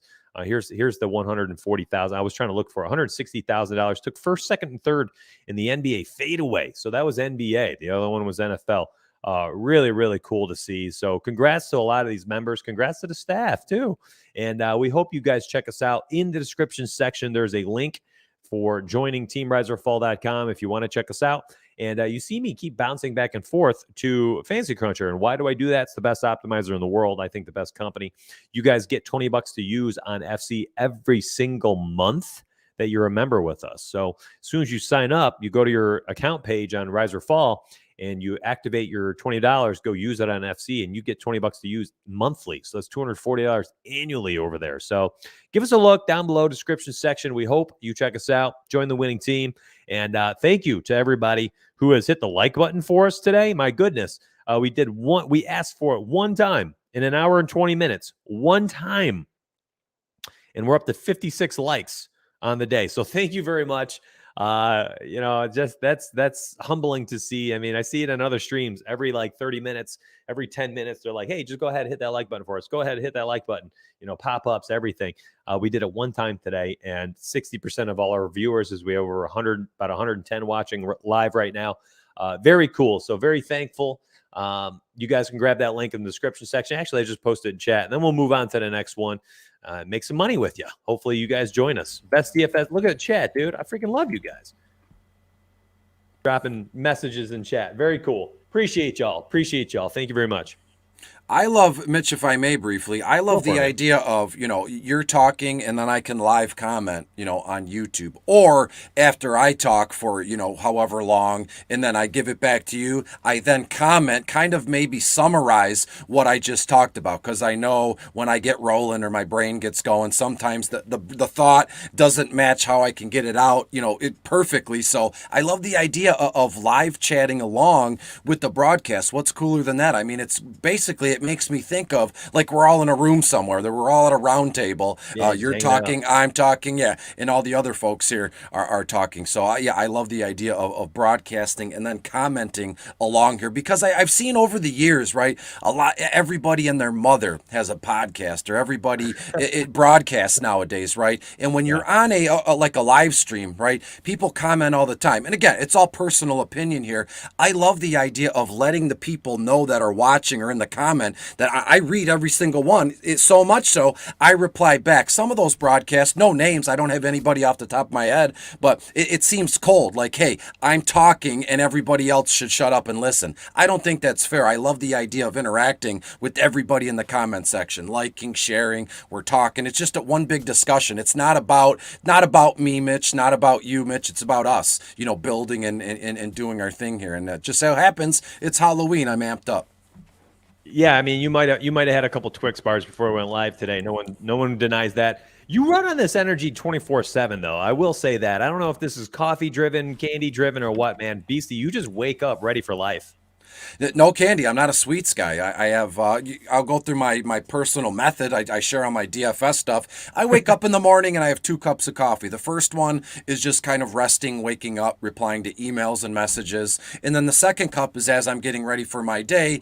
As a professional working adult here. But on the weekends, yesterday and even today, I get up. I woke up at about 7 o'clock this morning. Had a cup of coffee and I sat around in the dark house and I just waking up and checking my messages and stuff, and then I made my second cup, and I didn't even really drink it. I bought last night in preparation, I bought an energy drink, which I'm not really in on those, but I've seen this sweet tea. It's Bang, not sponsored by them. I'm not, Bang gets me to where I need to go, and I can only have it every once in a while. Use promo code Beastie. Yeah, use promo code Beastie. I can literally only have like 2 sips of that stuff because I am sensitive to caffeine. But in a good day, I have 1, maybe 2 cups of coffee. So this energy, I'd like to think that it's only like when I'm on, right? When we're broadcasting or I record a video. In my regular, real, everyday life, I'm not normally in people's faces. I'm not really talking like this. And to be honest with you, I sleep like a baby. All my preparation, all my process is because I get my allotment, 7 to 8 hours of solid sleep. So again, as a single man, no wife, no kids, I'm able to do as I please, and I'd prefer getting a full night's sleep. You lucky dog. Listen to this guy. All the dads out there are like, oh, sweet humble brag, bro. It's all I know so far. I got Beastie. She wakes me up to eat, and that's about it. So my life isn't half bad. We're talking DFS, and that's about it. You're living a good one, my friend. You're living it the right way. And I like, I know this is a little aside from the DFS talk, but I've always appreciated just how you act and interact with others on social media as well. Kind of leading with kindness is something I always preach to my following. Just be kind, right? Just be kind, let the chips fall as they may. And it's not about you. Life is just not about you in any interaction. It never should be, it never will be. And honestly, you do a really good job at doing that. And I think that's what allows you and I to kind of get along and have the chemistry we do as well. So Well, thank you. appreciate you having you here, buddy. Absolutely. It's not a show. It's not all smoke and mirrors. I talk about this all the time. I write about this all the time in terms of social media. We can kind of build what world we want to live in. And most folks, obviously, they portray this all sunshine and rainbows kind of thing. No bills, no hardships, no arguments at work or with their loved ones here. I mean, that's all sunshine and rainbows is not realistic. So I live my social media life how I live my regular life. It's the easiest way to be. I'm not blowing smoke. I'm not. It's not all smoke and mirrors. So what you see is what you get from me, and I'd like to think that's a portion of the success that we've had, or that's the success I've had in terms of social media and the content, is because I'm open, I'm honest, I'm kind, and what you see is what you get. It's not it's not a show with me, and I that's the only way that I can say it. That's the best way I can kind of portray what the heck we're doing here. I appreciate that, man. And let's use that, open honesty and full disclosure kind of mindset as we go forward and continue to go forward here with Pittsburgh and Cleveland, my friend. So honestly, BC and I talked about it earlier in the show. We don't tell you guys what we think you should do. We're just saying, here's what we're doing. This week, I love Najee Harris. I'm not concerned about Cleveland's defense or anything like that. This guy just continues to get such a ridiculous workload. I think that he is a fine option for cash. I think he's a fine option for tournaments this week. And on the other side, Nick Chubb. Yeah, give me all the Nick Chubb I can get this week. He's healthy. I believe he's not even on the injury report today. And his price is fantastic. He dropped down to 6.8K on DraftKings. I don't get it. I don't get it at all. Nick Chubb at 6'8" makes no sense to me. We saw in week 5, 21 carries, 161, a touchdown. We've seen in the past when there's no Kareem Hunt, him get over 20 touches. He was already getting just about 22, 21 carries per game. My goodness. I mean, you're looking at a guy, no Kareem Hunt. And yes, Dearness Johnson is there or whatever. Pittsburgh defense pretty solid. But 6.8K, I don't care about pass catching equity at 6'8" for a guy who's going to get 20 plus carries. This is like a Derrick Henry light situation at $2,000 cheaper to me over on DraftKings. I love Nick Chubb. I love him so much today. I think he might end up being one of my highest owned players on the entire slate. The ownership, single digit ownership on Nick Chubb today on DraftKings does not make sense to me. And for whatever reason, I'm just going to try to take advantage of the situation. For whatever reason, everyone else seems to be slightly down. Maybe the ownership model gets retooled this morning with the second update here in about an hour or so, and I'll relook and reconsider. But with current expectations for what the slate looks like today, I am going to be heavy on Nick Chubb in a lot of my tournaments today. Outside of that, it's just Najee and Deontay, and both defenses are in play. Yeah, that you hit it out of the park here. And right now, you touched on it briefly, but right now, I know it'll be updated, but at this moment in time, Nick Chubb he's under 2% ownership on FanDuel, or was it? Yeah, excuse me. No, on FanDuel, 1.7% owned for Nick Chubb. Personally speaking, I have him around 18 to 20 carries in this one, well over 100 yards, 5 yards a carry in this one. So that would be 20 carries for 100 yards, a touchdown. So to me, you're right. Nick Chubb is unbelievably not on my radar. I mean, he's driving he's flying the helicopter. In terms of Dearness Johnson, just a PSA briefly, public service announcement. Dearness, $6,700 on FanDuel, $5,400 on DraftKings. We've seen this thing a million times. This kid was lights out a couple Thursdays ago, and he went off, and it was a great story. People were sharing the screenshots of he sent out mass messages to other programs or organizations. Hey, can I get a tryout? And he went nuts. He went ham. I just want to say the people that missed out on Dearness Johnson on Thursday, they're going to try and force him into their lines today, hoping to see some sort of semblance to what happened. Don't do it. Please don't do it. Nick Chubb is there. I know Kareem Hunt is I believe he is still hurt and inactive today. But to me, Dearness Johnson, given his price on FanDuel, $6,700, it's a trap spot. I could see a case where, let me type it in briefly. I could see a case here where Dearness Johnson sees just a handful of carries, 5, maybe 6 carries, 20, maybe 30 yards. Yeah, and that's he's not going to slide right into Kareem Hunt's role. It's not like he's going to be the 1B in this backfield. No, absolutely not. So he's a trap, especially given his price. Again, I hate to talk in this way, but again, if Dearness Johnson was $4,500 or $5,000 on FanDuel, $3,500 on DraftKings, absolutely is kind of a pivot or a GPP dart, but he's just too expensive given what he did last time out. Don't fall into the trap here. In terms of the Pittsburgh Steelers, Najee Harris, and that's about it. I could see a case to be made here for Deontay Johnson, given the fact Cleveland, they're 24th overall against opposing wide receivers.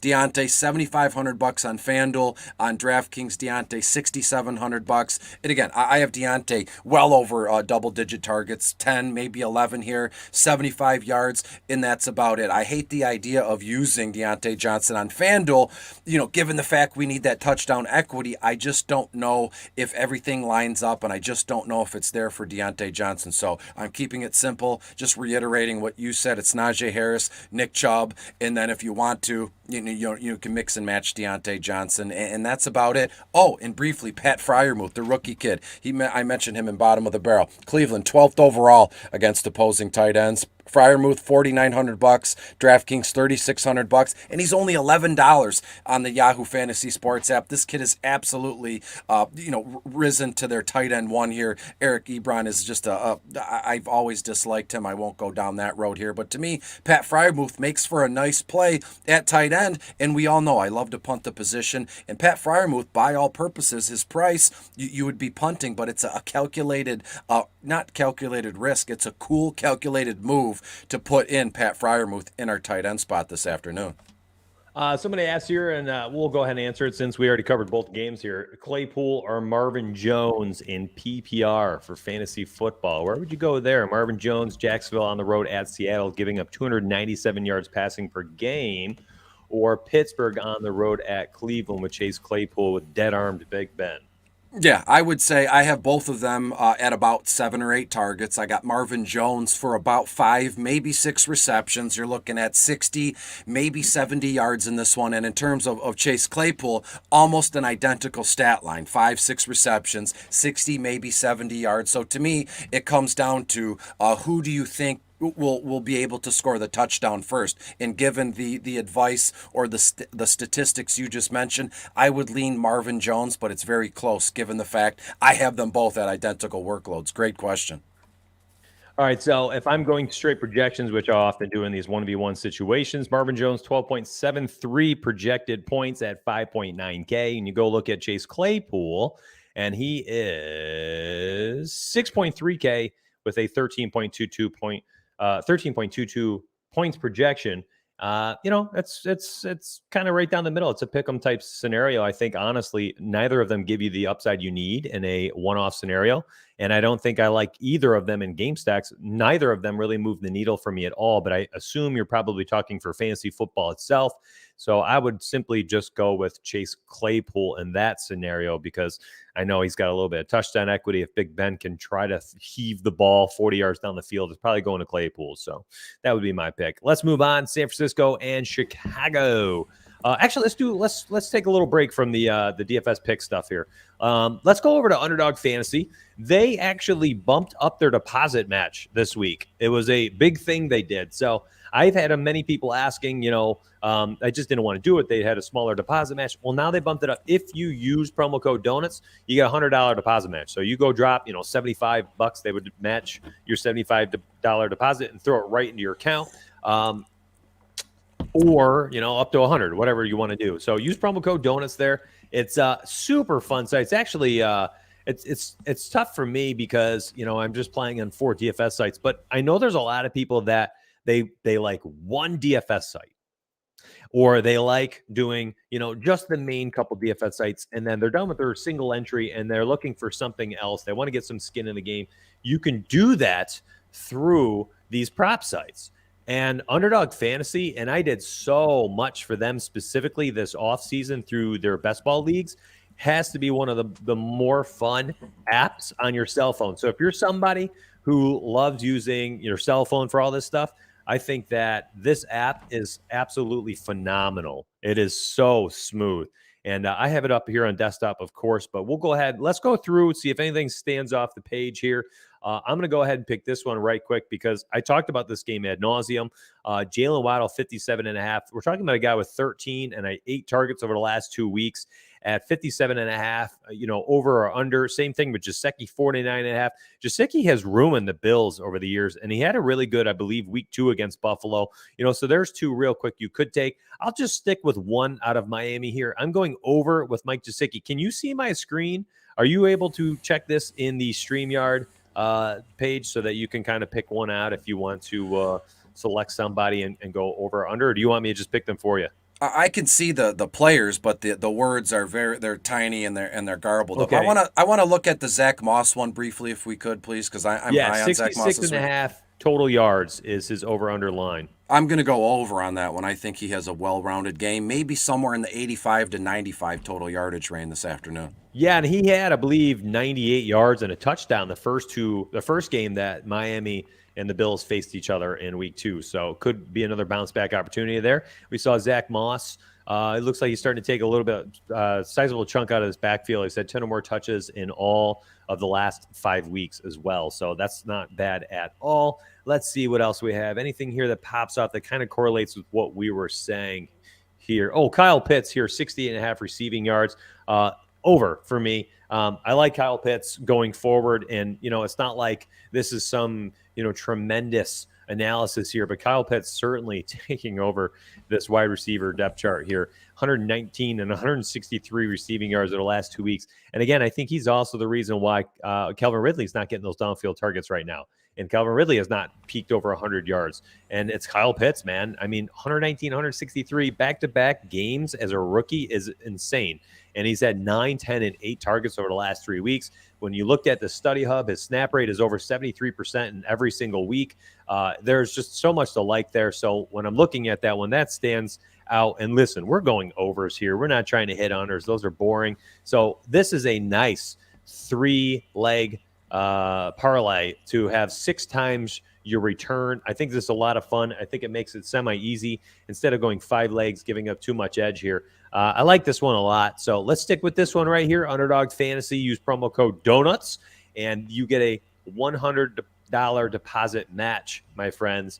And you guys can have some fun over there. So I believe last week we tried a 5-leg. We hit 4 out of the 5. The only one was the Derrick Henry one, which, again, had we just gone with the Sparry model and where it said go under the rushing yards, we would have hit it 5 out of 5 for 20 times the investment. I actually placed it live last week. Yeah. I think it was like a $40 parlay, $40 pick 'em here, and just missed out. I can't remember where it was. Oh, 4 legs.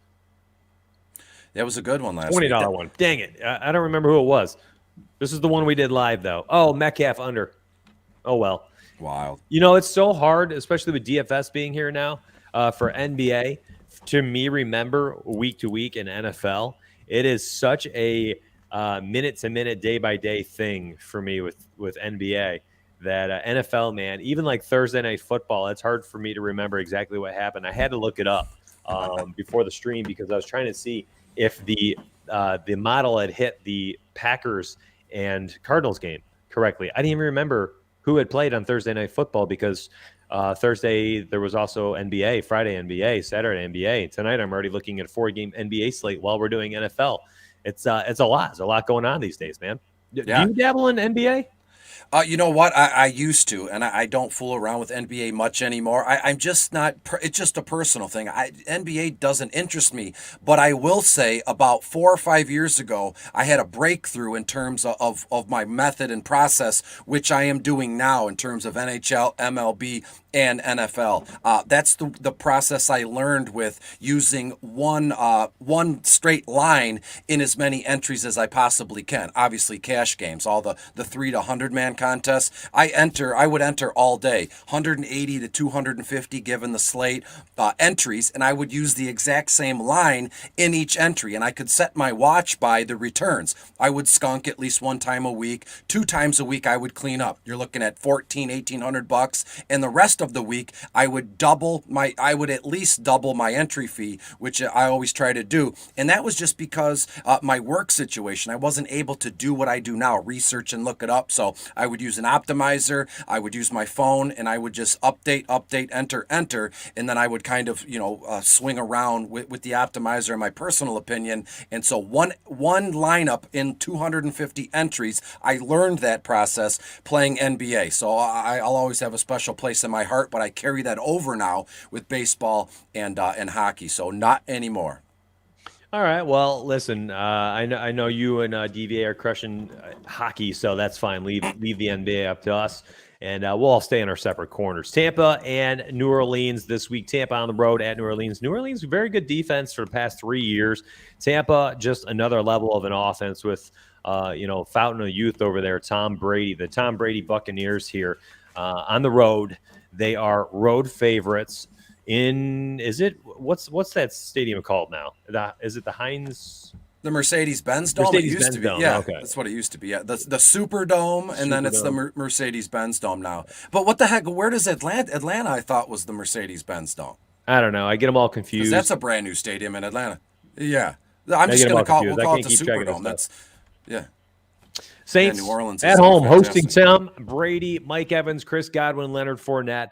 What are you doing here, Rob? We're still trying to see if he's going to be active today. I believe all reports pointed towards him, Rob Gronkowski, playing this week. Saints on the other side with Kamara, and who the heck knows who else to target here. Do you have any big read on this game that you're saying, yeah, this is what I'm doing and this is why?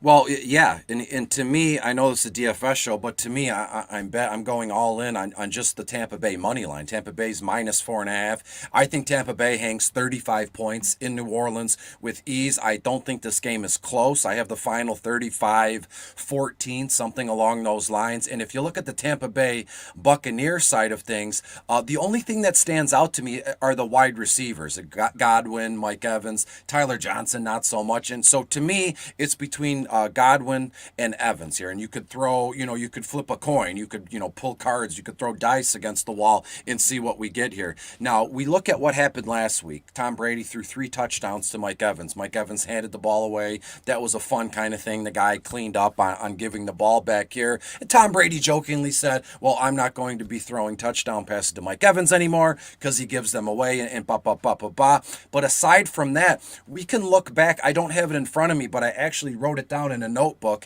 and I have a stack of them. I'll have to dig it out, later in the broadcast here. But there is a chronological order here with when it's a Mike Evans week, then it's a Godwin, and they go back and forth. Sometimes they both share the spotlight, but more times than not, it goes back and forth. So history, if I remember correctly, will tell us that it was a Mike Evans week in week 7. So week 8 should be a Chris Godwin kind of game. Briefly, New Orleans are 25th overall against opposing wide receivers. Godwin, $7,200 on FanDuel. On Draftkings, only $6,400 here. And again, in terms of offensive snap percentage, which I dug in as well, I have Evans on the field for about 77% of the offensive snaps, whereas in Godwin, I have him for dang near 100% of the offensive snaps. So Godwin's going to be on the field a whole heck of a lot. I could see him only missing about 5 total offensive snaps here. He's going to be on the field a lot, and I like the idea of Godwin getting around, maybe in the slot. Tom Brady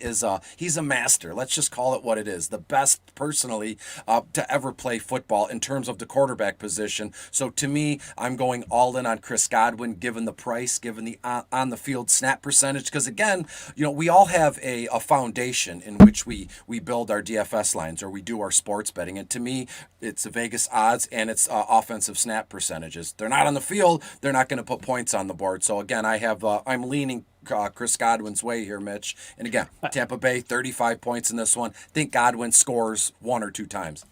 Yeah, so, what kind of takes me off Mike Evans compared, if you're looking at the two this week, not so much like timeline and who scores every other week, all that type of stuff. Godwin did score a touchdown last week, had a nice game, 118 yards too. But Rob Gronkowski being back, listen, Mike Evans has been the red zone guy, the de facto red zone target for the past 4 weeks since week 3. But now we have Rob Gronkowski back. And it just seems like one of those things that Tom's going to be like, hey, welcome back, bro. here's a couple of red zone targets. And if you're just taking a couple away from Mike Evans, listen, that will take off the top of the ceiling a little bit. And Chris Godwin is also a little bit more affordable on DraftKings by, I believe, $800. FanDuel, they're very similar, $7,500, $7,200 on Yahoo. They're dead even, $25 each. I like both of them, honestly. Across the industry, I'll have exposure to both. I'll have exposure to Tom Brady as well. I'll have exposure to Leonard Fournette. And I'm going to have exposure to Rob Gronkowski. I want exposure to all of them. I also am like you, where I'm not too concerned about the Saints defense. I think this offense is just built so well, and they have just such a perfect quarterback behind a good offensive line that it doesn't matter who the opposing defense is. On top of that, my friends, when you're looking at some of these players, you have, this guy throwing the ball 41 times per game, but they're also without Antonio Brown, who was their biggest target leader on the season, getting the most target share. And if you're going to choose one target today and pick just one, it's Chris Godwin for me, simply because of Marshawn Lattimore on the other side. And there is a history here between Mike Evans and Lattimore. Lattimore has dominated this, and it's because Lattimore is like a taller, longer, more physical cornerback that Mike Evans doesn't necessarily often face, where he just bodies opposing smaller guys. Lattimore, he's like 6'1", 220. He's got those really long arms. And I think this is a situation this week where I'm looking at Godwin, I'm looking at Gronkowski, and I think Mike Evans is going to have some trouble. And if he's also going to have some trouble and not get red zone targets, or at least might lose some to Gronk, I'm just kind of like, if I'm choosing between them, I'm just going with the latter two. Mike Evans certainly will be included in larger stacks because I'm going to want some exposure to a guy, I believe, that 8 touchdowns in the season. But beyond that, no thanks. Give me Chris Godwin and Gronkowski today. Let's move on. Tennessee, Indy. I think there's some space here for some sizable game stacks. I absolutely love this game, to be honest. Yeah. I love Carson Wentz a ton in this game. Wentz has been looking pretty good. I believe he's on pace for 28 touchdown passes and 2 picks. He's protecting the football. This short, quick passing game behind this offensive line's fantastic. Frank Reich has things moving well for this offense. Jonathan Taylor looks fantastic as usual. Tennessee, just a defense hemorrhaging points in a lot of different spots.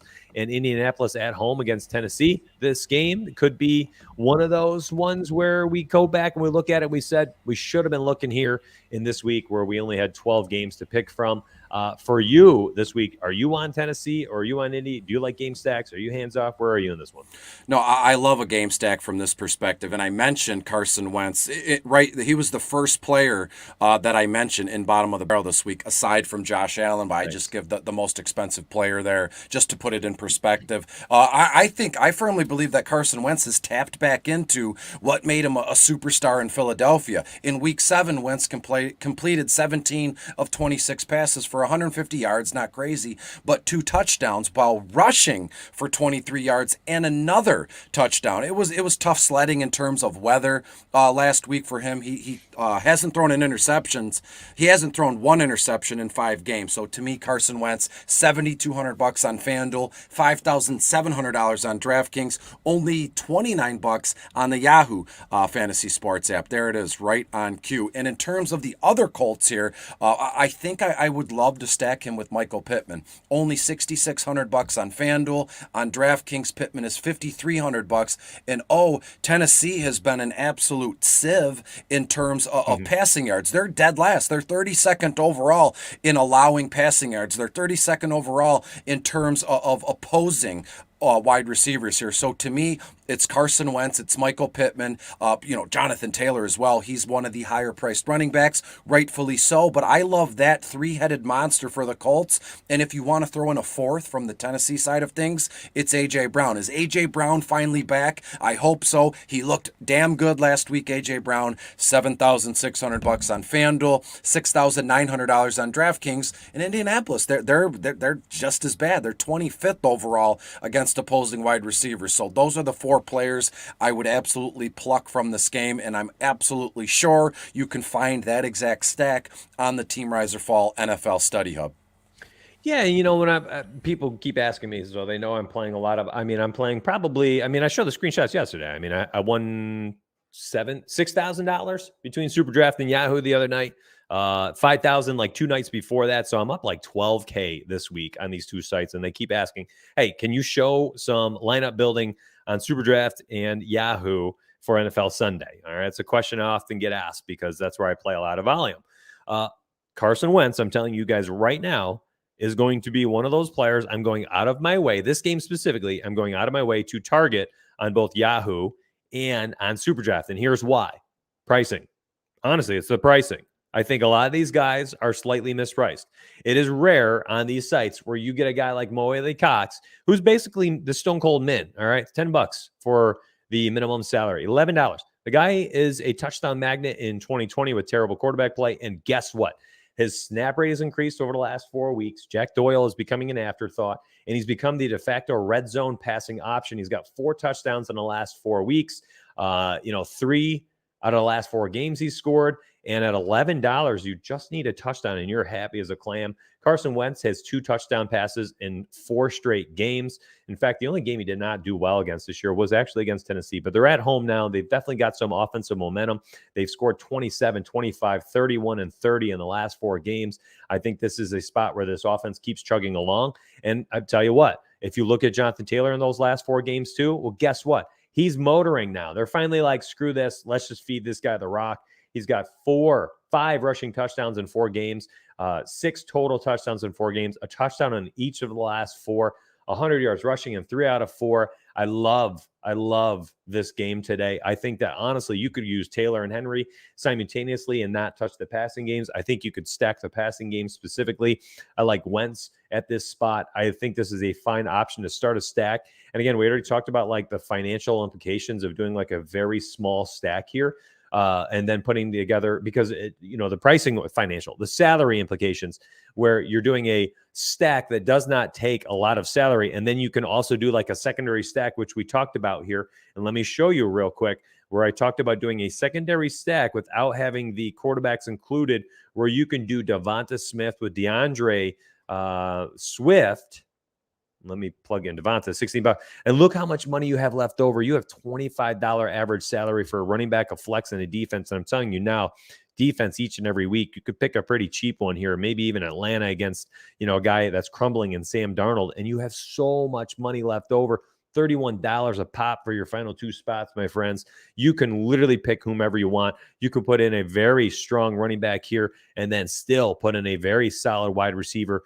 You could go 2 running backs here. Whatever you think is best, you pretty much can do with the flexibility you have remaining. So, oops, that's supposed to be Devonta Smith, not Marvin Jones there. My bad. But anyways, you get the point here. Yahoo makes it very simple to build. They have a nice $20 200K overlay over there. I'm going to be playing that. And over here, I'm going to show you here in Super Draft, because I told people I'd be doing this week. Carson Wentz looking fantastic. And when you go look at Super Draft, I like using our partner site, Fancy Cruncher. All of our members get $20 there, because you can look at the game logs and see how they've been doing on that site and check it out. I mean, goodness gracious. While he might not be the greatest on FanDuel Draftkings, he's been phenomenal over there in SuperDraft. Continues to be multiplier at 1.4 this week. He scored 27, 26, 27, 38, 26, 31 actual points in these games. And this is including some of these games where he just did not look fantastic. You can plug in Carson Wentz with a 1.4 multiplier today, and he's going to be in a really, really good position to return solid value on Super Draft. So let me go ahead. I'll slide over to Indy and Tennessee, and I am going to let you guys all see some of the combinations you guys can put together if you're just in this game. A 1.4 times multiplier for A.J. Brown is absolute steal. 1.65 for Michael Pittman. And again, if you look at their stats here, Pittman, this is pre-multiplied stats. I mean, 1.4 times this stuff, you're looking at 25 to 30 points per game. And then A.J. Brown, last 2 weeks, targets 9 and 8 and 7. And the points are starting to come back here. 1.4 times what these productive games are, and you're sitting pretty. So I really, really like this. And again, Mo Cox down here, 1.7. He catches a touchdown. You're happy as a clam. So this game just at field, and Jonathan Taylor, 1.25, an absolute steal at the running back position. This game on both Yahoo and SuperDraft just feels like everyone's just too good of a value not to use. I'll certainly have some exposure on both these sites to these teams, and I'm going to be game stacking it. So without talking Yahoo and FanDuel, FanDuel and DraftKings, I figured it just might make more sense just showing those a little bit more than anything else. Washington and Denver, dude. I just talked for like 7 straight minutes. Go for it. Sweet. I could talk for seven. Go for it, man. It's your I show. could talk longer than that. So let's dig into Washington at Denver. I believe you said. I'm bringing it all up here now, even on the study hub. I'm delaying, as folks can see, because I want to bring it up and have the study hub here for the exact reason. In this one, I believe. Let me find it on my notes. Opened at 43.5 points. And you keep, Chris, you might say, why do you keep mentioning the over-unders and the point spreads? Because that is the foundation of where I start my research from a sports betting perspective and a DFS perspective. Opened at 43.5 points. It now sits at 40.5, so it's 45. So it's been bumped up in this one. Denver at home, they're giving the Washington football team 3.5 points. The big story from this one, personally, are actually all over the world and the country. Antonio Gibson, finally off the injury report, if I remember that correctly. If I'm wrong here, mention it in the comments. He's had some sort of,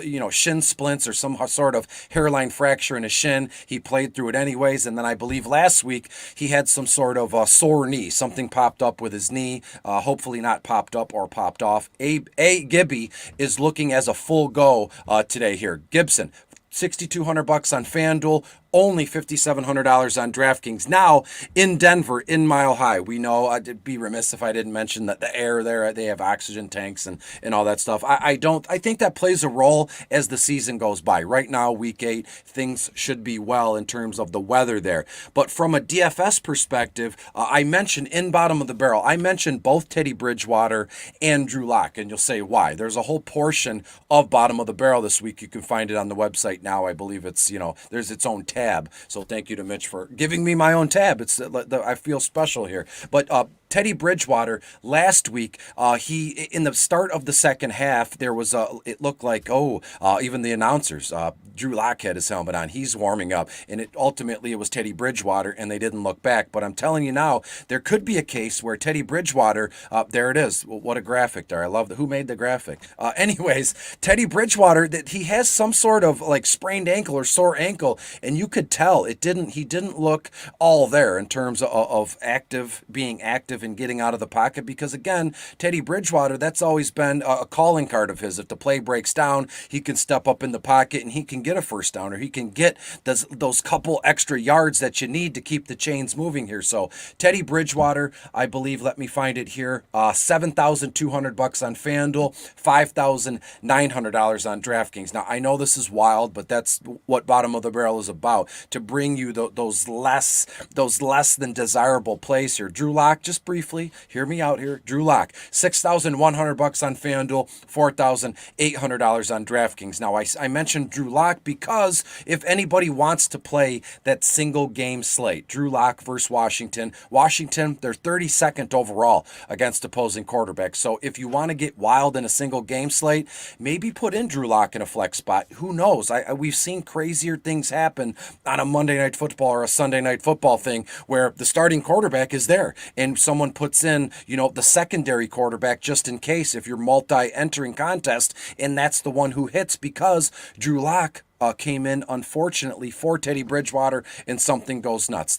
I have these weird predictive game scripts in my head. All that nonsense aside, Javonte Williams very much in play for me, $5,900 on FanDuel. DraftKings, Javonte, the rookie back, $5,300. I mentioned both Javonte Williams and Melvin Gordon, again, in bottom of the barrel. As it stands right now, if you roster both of them, you're going to get the full complement of the backfield touches here. Both of these guys have just split the carries right down the middle here. And granted, Javonte Williams has been more efficient with his targets and touches in this one. One more quick thing, and I'll leave it alone in this one. What are we going to do with Cortland Sutton now that Jerry Jeudy is back, or vice versa? What are we going to do with Jerry Jeudy given the fact that Cortland Sutton is there? I have no qualms playing Cortland Sutton in any and all formats. Sutton, $7,100 on FanDuel, $6,400 on DraftKings. Personally speaking, I have Cortland Sutton at about 11 or 12 targets. I don't think that's crazy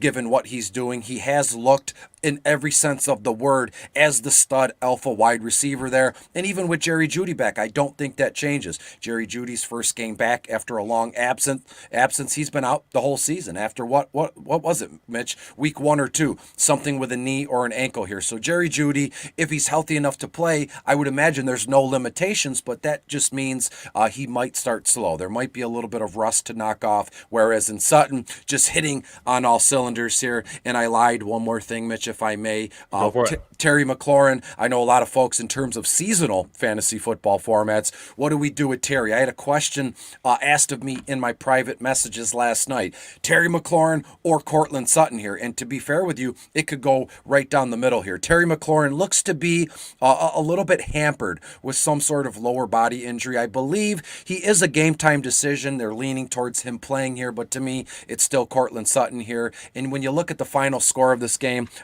humor me here, Washington at Denver. I have Denver winning this one, hanging about 31 points. I have Washington scoring no more than 17 points in this one. So you're looking at 2 total touchdowns from Washington. Where are they going to come from? In a perfect world, it would be 1 to Gibson, 1 to Terry McLaurin, both reception touchdowns. So you get 2 touchdowns out of Tyler Heineke. I don't have a crystal ball. All I have is what Mitch and Team Riserfall gives me in the study hub, and it's been pretty dang good along with the Sparry thing here. But to me, I'm leaning heavy Denver Broncos here, Mitch. Hopefully I carried my weight in this portion of the show.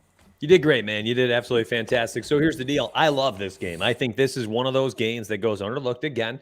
I think a lot of people are going to be concerned about Washington in Denver, Denver's defense, blah, blah, blah, blah, blah. Listen, Terry McLaurin and Antonio Gibson have been on the injury report for weeks. Both of them are off the injury report this weekend. That means fully healthy. All systems go for the first time together since week 1. I actually really like Washington's offense today. I think we got a bunch of mispriced players. And on the other side, I think Denver's got some very interesting pieces. Tim Patrick, absolutely in play for me across the industry. He's very cheap. And only, though, if Jerry Jeudy is out, please make that known. If Jerry Jeudy is in, then it's only Cortland Sutton. And I'm probably just Cortland Sutton. I don't think I'm on Noah Fant at his current price tags. And Cortland Sutton, I actually think would benefit if Jeudy is in there because Jeudy can get down the field in a hurry. And if Jeudy is there to help take the top, off the defense and just kind of, make those over-the-top safeties shy away from Cortland Sutton, maybe he gets a few extra receptions. And I love Antonio Gibson specifically on DraftKings and Yahoo. I don't understand the price tag on either site today. Doesn't really make sense to me. Does not capture his upside. He's totally healthy. I think we could potentially see 20 touches today for the first time in a while. 5.7K on DraftKings. Even FanDuel, 6.2 for Antonio Gibson, $17 on Yahoo. And just being off the injury report is super important to me. Terry McLaurin price tag, kind of hard to stomach on both DraftKings and FanDuel. But listen, he's off the injury report. Had 12 receptions last year, or 12 targets last week, or 122 yards and a touchdown. He's done that 3 different times this year. That's talking basically 40% of the time this guy has over 100 yards and a touchdown. Give me that type of upside. I'm there. I love this game. And I'm just looking for like these little spots today where if everyone under the sun is just, it's Josh Allen stacks, it's Tom Brady stacks, they're looking at, Matt Stafford stacks. Maybe a lot of people are targeting Carolina, Atlanta. How can I be different? Well, Tennessee and Indy, and then Washington and Denver. Both these games, I think, are very interesting spots, and simply because of the pricing on a lot of these different players. And again, sliding over to Super Drafts, since people like when I look at this, let's go look at it. Both these sites have decent size, tournaments today. Heineke over there with a 1.5 times multiplier with that running ability.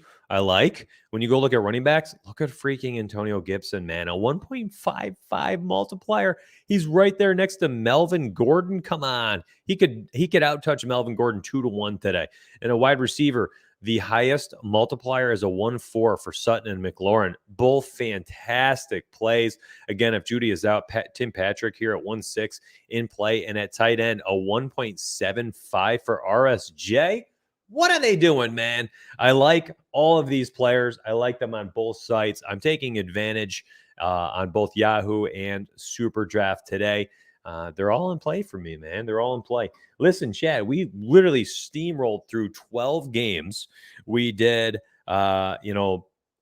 some props. We talked some sports betting as well. We've been answering questions on live stream through chat, both in typing replies and saying them out loud.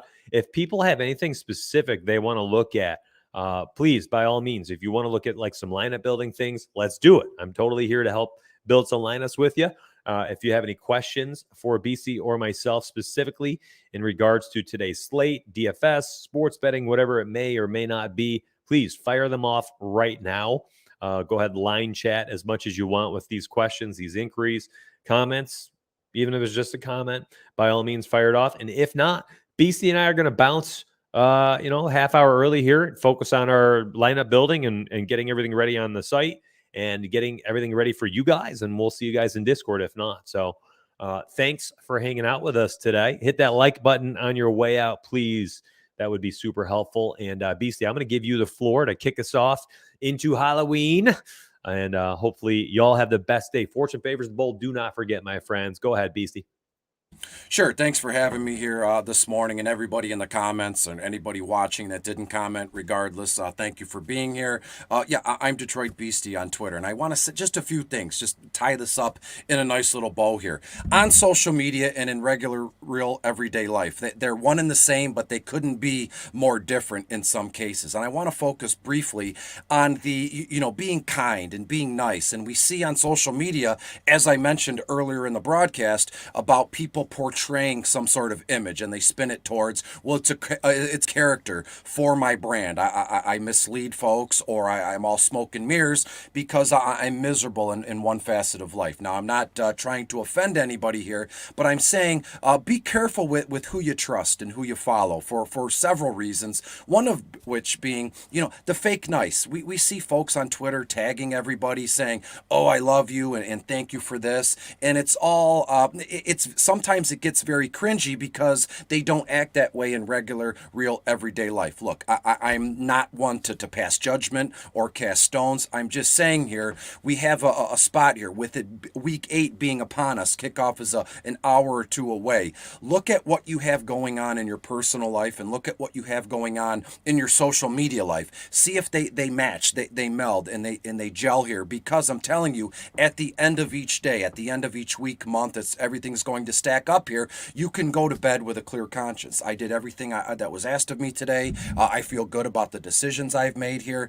And again, reach out to folks that you enjoy, right? It could just be something simple. That stuff is free. I know nowadays most everybody charges for their content. Some folks, they charge money per article. Again, not trying to knock anybody's hustle, but all it takes is 2 seconds, a text message, a phone call, a DM, a personal note on Twitter, anywhere, Facebook, an email. I mean, the list goes on and on. Just reach out to somebody and say, hey, look, it's Sunday, it's week 8. I very much enjoyed what I've seen from you as of late. And give open and constructive criticism as well. I mentioned that in the beginning or in the end of all of my single game DFS slates right here at Team Rise or Fall. I'm an adult man. I can take the criticism because what I'm doing here is not so much for me. It's for all of you. You're the content consumer. I'm not, don't get it twisted. I know that I need you. It's not the other way around. So let folks know. You call your mom, your grandma, happy Halloween. What did you used to do as a kid? You go to your parents' house, you walk around the neighborhood,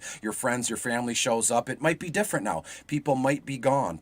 People might be in all walks of life and all across the country. Reach out and say, hey, remember that time, Mom, where I ate a bunch of Reese's Cups and I threw up on the porch? Just whatever you want to do. Bring some joy to people's life. Have value and bring absolute joy to people that are around you. If you like it, tell folks. If you don't, tell them as well in a respectful manner. So again, I'm Chris Robin, aka at Detroit Beastie, here with Team Rise or Fall. Week 8 is here. Halloween is here as well. It couldn't be a more perfect day, and I thank you for letting me talk and spend it with you. Until next time, we'll see you later. Have a good Halloween. Be safe.